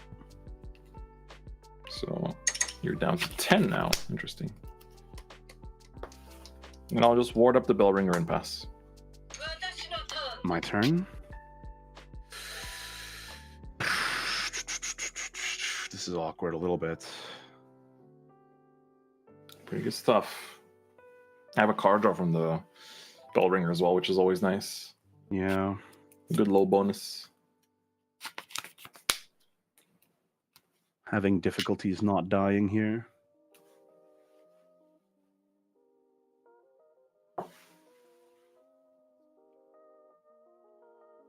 Two, 2, 0, 2. Gemstaff's a 3-2, right? Yeah, 3-2, 1-1, 2-2. 3-2, 1-1, 2-2. Okay, I think I have to Apostle. Okay. Interesting. We're digging. Yeah, it's tough, man. I'll make my stats a bit more visible for stream this way. Discard my thing and evolve it. See what I get. Top 5 and get 2 omens. What you got? This is the These battle two? for our lives. Got these 2, Disdainful and Servant. Okay. Yeah, it's both pretty good.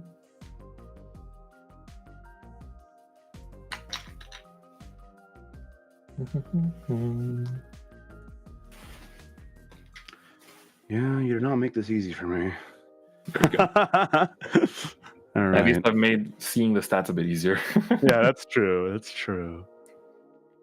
I don't have a 0 numbered dice for Bellringer, sadly, so you'll have to trust me that she's 0 attack. I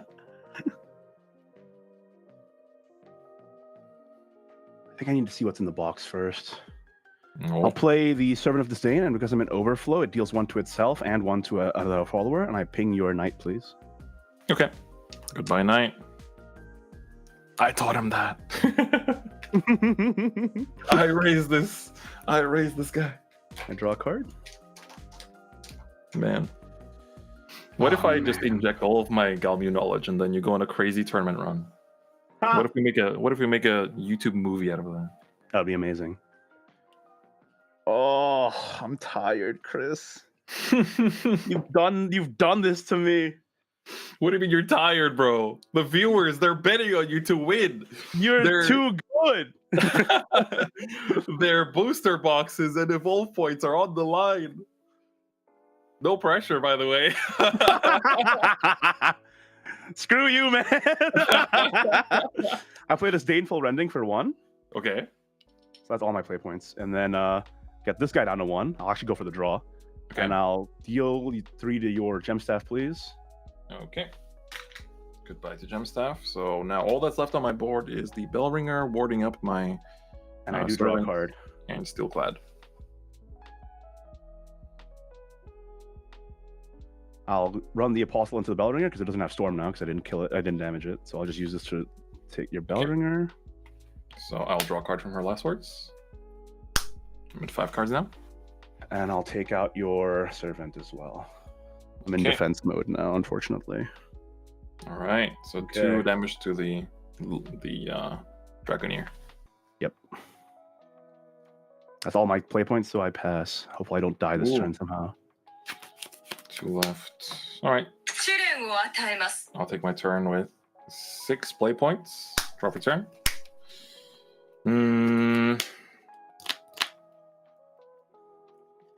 Yeah, I think the goal here is pretty straightforward. How many cards in Cemetery, please? Yes, I have 1, 2, 3, 4, 5, 6, 7, 8. 8. Okay, we're pretty close to 10.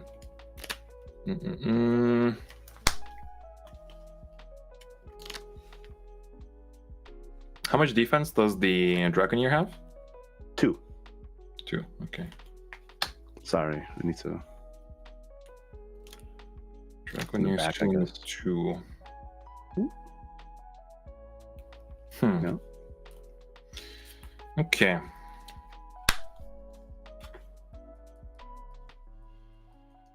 I'll play Leo.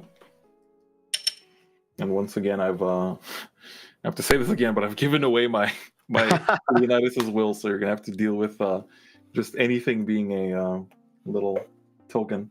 Yep. But on evolve, I will choose Deal an 5. enemy follower and deal it 5 damage. I'm thinking what I want to target here, because I kind of don't need to worry about your 2/1 too much right now. So we're gonna deal it to the Apostle. Okay. And then I'll run this into the Draconeer. Mhm. All right, and last words. I will make a Leonidas' will. I'll have to trust that this is a Leonidas' will. Yep, and that gives +3/+3 and rush to everything. And every sword follower that comes forward. yeah. So neutrals do not get affected. And I'll do 2 damage to leader. Okay. So I could have theoretically traded into the Draconeer, but I value this damage a bit more with what's in my hand. So Okay. I'll pass on that. 私 Oh の yeah, ターン sorry. Also, flip a evolve point. Okay, my turn. Go, All right. it's not easy.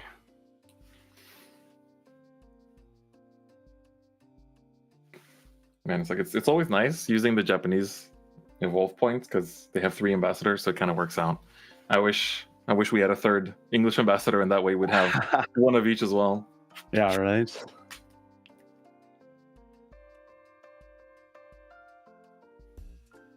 I don't think playing Galmio actually is beneficial for me right now.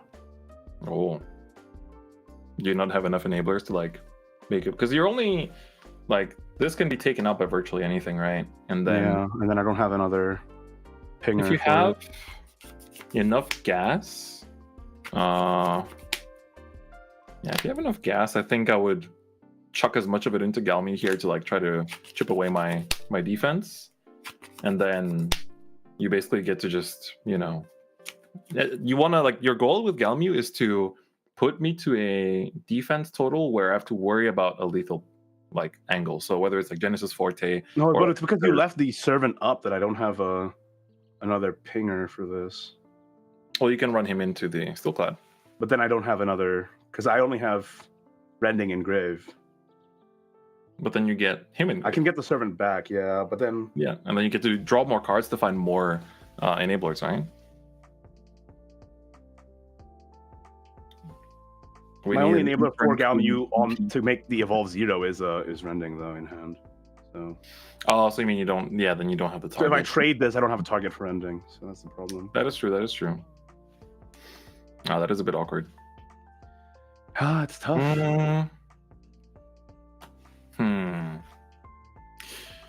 You have what? 8 play points? Mm-hmm. You could hard evo the Galmu and then try to dig off of the revive. It's a bit risky though. That seems weak. Hmm. Yeah, because you have to think about what else you want to do with your play points that turn. Sorry, this is just me. To all Galmu fans worldwide, it is I, the international Galmu ambassador. I'm here to tell you the lines of play. So true. I think I just need to go for a draw at the moment. Yeah, I feel like digging is not a bad idea. You could also, if you have another apostle, you could also just technically just compress and then try to find other options. I think I use the weapon to get this guy back to 2, or to 2. Hmm. And then I'm going to use 1 to ping it and your Steel Clad to draw a card. Okay. So glad we'll go bye-bye. It's awkward. I'm at 8 defense. I died at 2 Quick Bladers. You do, actually. That is a problem, isn't it? Perhaps. So I've got 5 cards in hand. So do I have any public searches that I've found? I don't think so. I think everything I've searched so far this game I've shown you. Yeah, I think I died at 2 Quick Bladers, unfortunately. Or a Disciple would be bad for me, too. It's like the big format. The 2 Quick Bladers in hand. It's a repeat of the last game, eh? Semicolon. I think I have to... I don't have any other play. I have to leave 3 up, and I just Forte Face for 5. Oh, you're not even evolving her? I have to leave 3 up, right? Okay. I'm down to 15. And I deal 2 with Yep. Servant as well, yeah. Down to 13. Okay. Okay. 試練を与えます。 Any play points? Toro! Alright.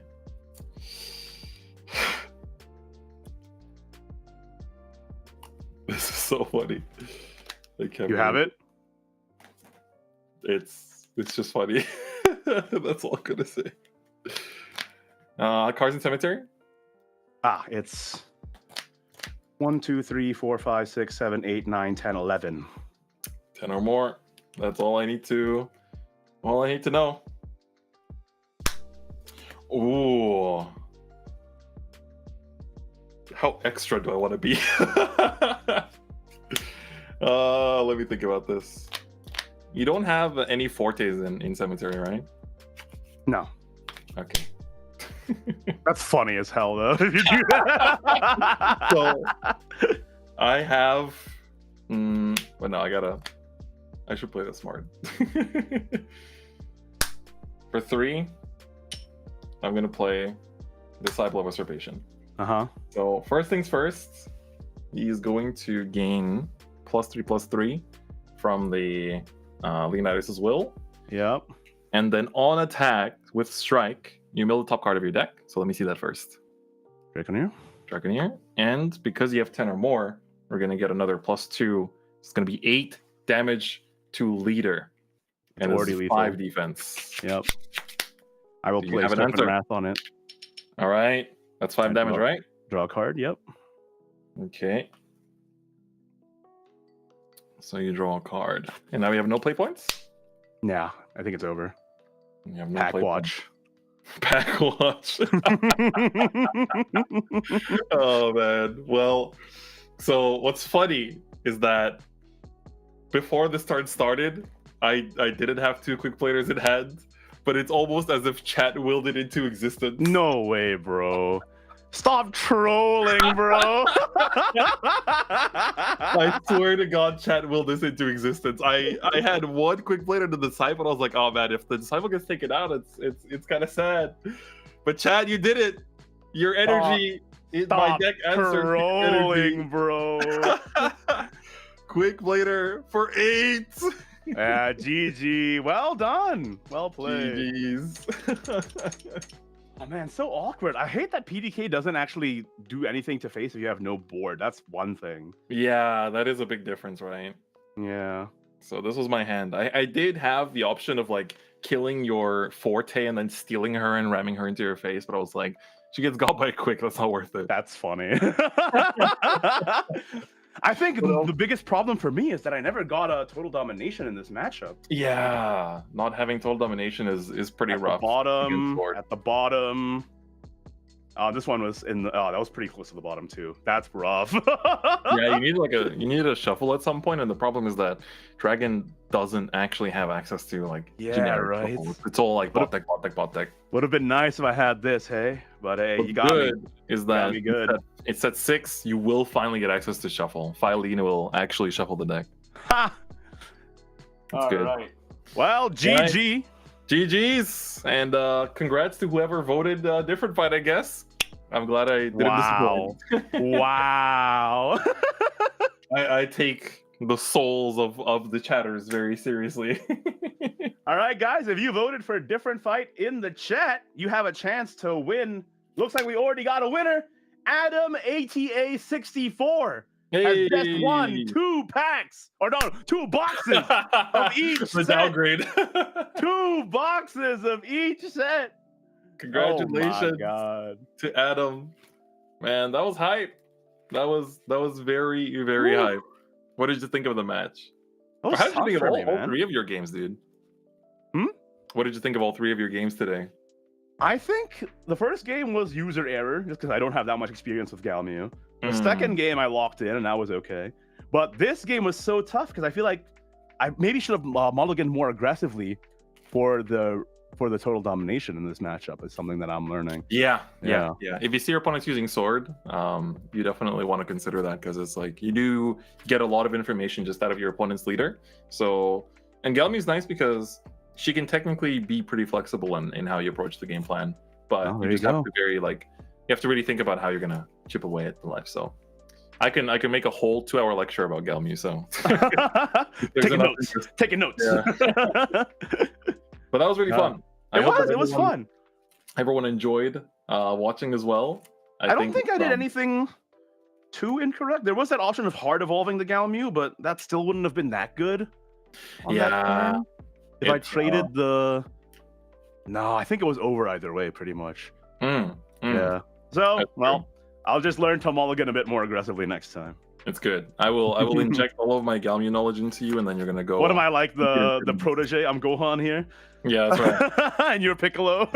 we're gonna get you in there, bro. We're gonna lock you in. Let's do But it. I think also for everybody watching, I want you. We had a few giveaways on stream today, and we had some very, some big winners getting a lot of stuff. But we actually still have an ongoing giveaway. That's right. I think for everyone that is still trying to win some stuff, there is a whole other giveaway that you do get to participate in.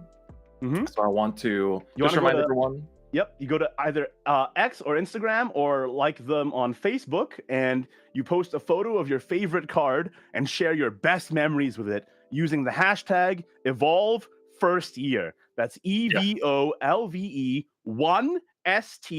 1STYEAR. Evolve First Year by July 6th. And if you do that, you get entered into the raffle, and 3 winners get 2 boxes of every release booster set and an exclusive playmat. So again, make sure to go to X or Instagram or like them on Facebook and do that.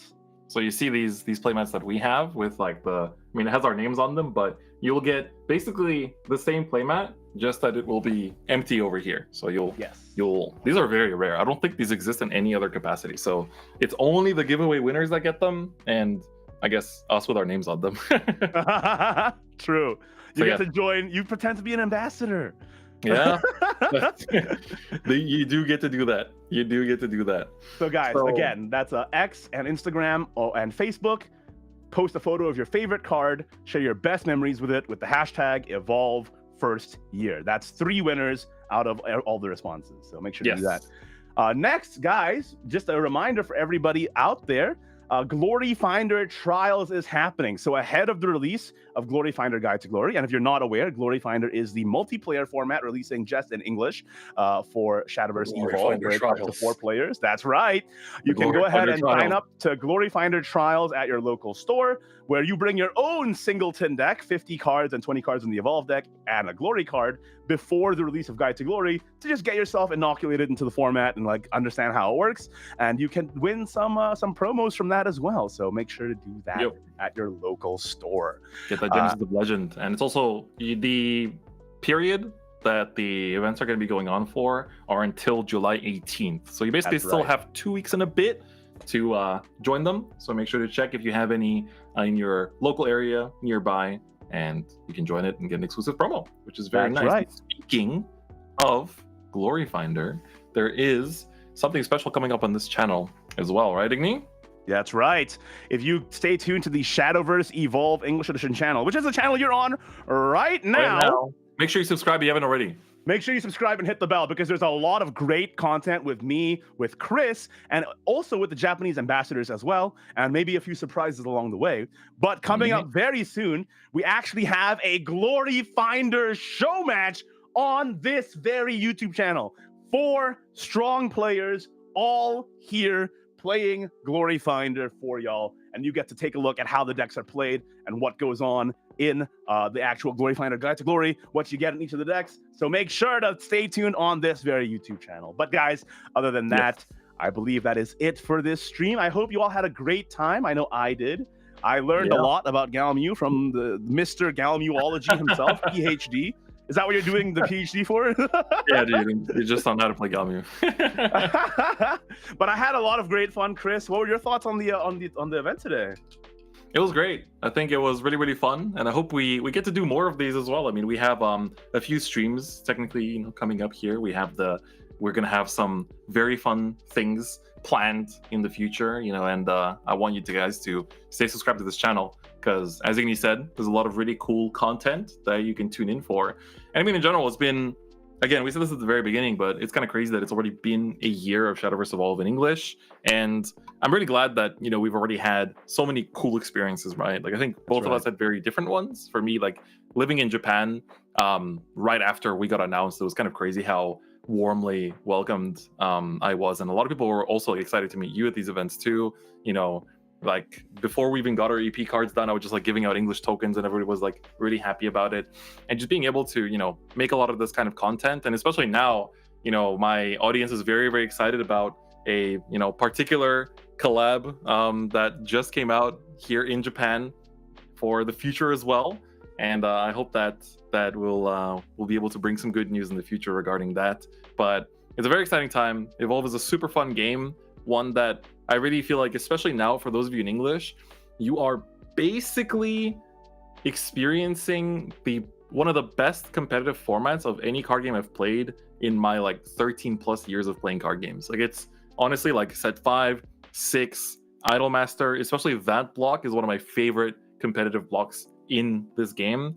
And there's a lot of really cool ones coming up too. I really like set 7 as well. It's going to be super exciting, and there's a lot of really cool things to look forward to. So I hope that those of you playing Evolve now get to enjoy more of it and have more fun with it. Those of you that haven't tried it out yet, though, are kind of like on the fence about it, check if you have locals nearby. Check out if they have some products. Maybe there's a local community in there. You can find some really awesome experiences. And if you're maybe not so much like the competitive-minded one, you want to just like play with friends, have fun, Glory Finder just around the corner. That's also going to be another very good opportunity. So that is just my kind of like, reflecting on the 1 year and my little words for this first anniversary of Shadowverse Evolve.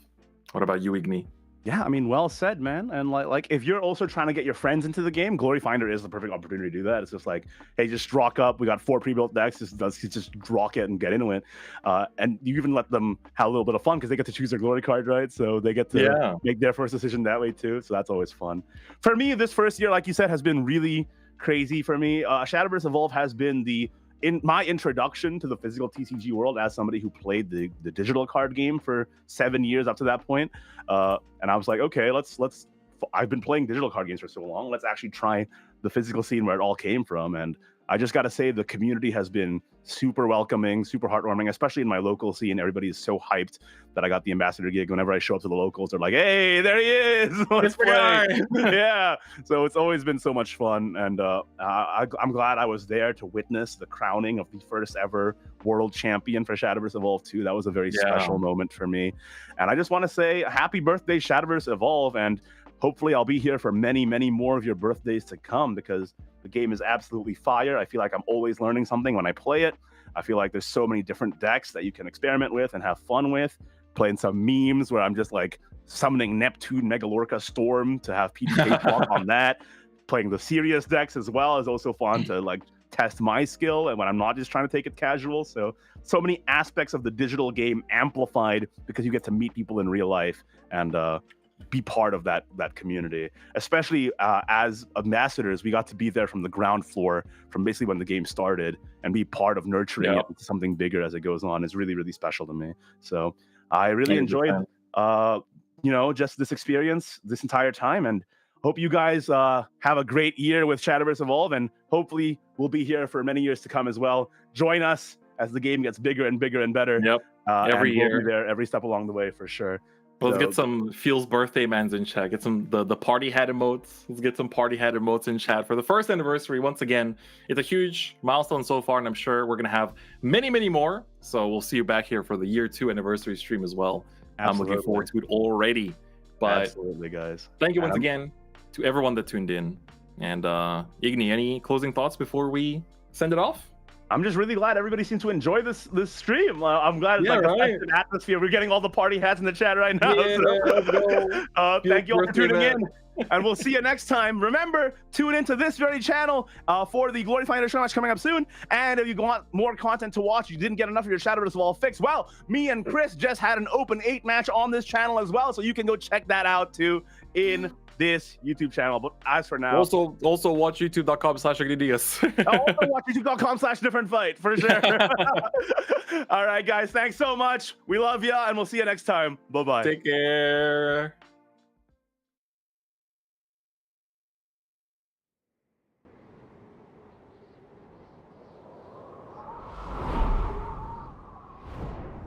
Shadowverse Evolve.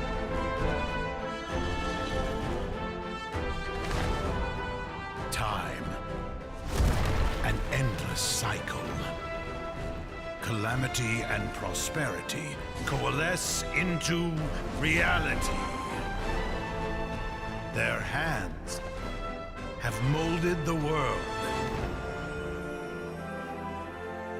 They've witnessed creation, surpassed the supreme dragon, borne the wings of destruction, and traversed through the cosmos. Now, the Omen shall pass judgment. Have you the resolve to face their trials? Stand ready and leave your mark on history.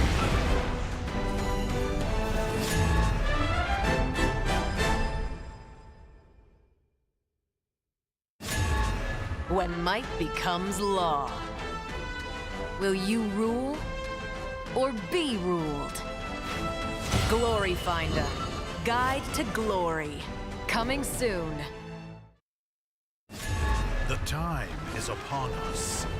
Do you possess the resolve to face their trials?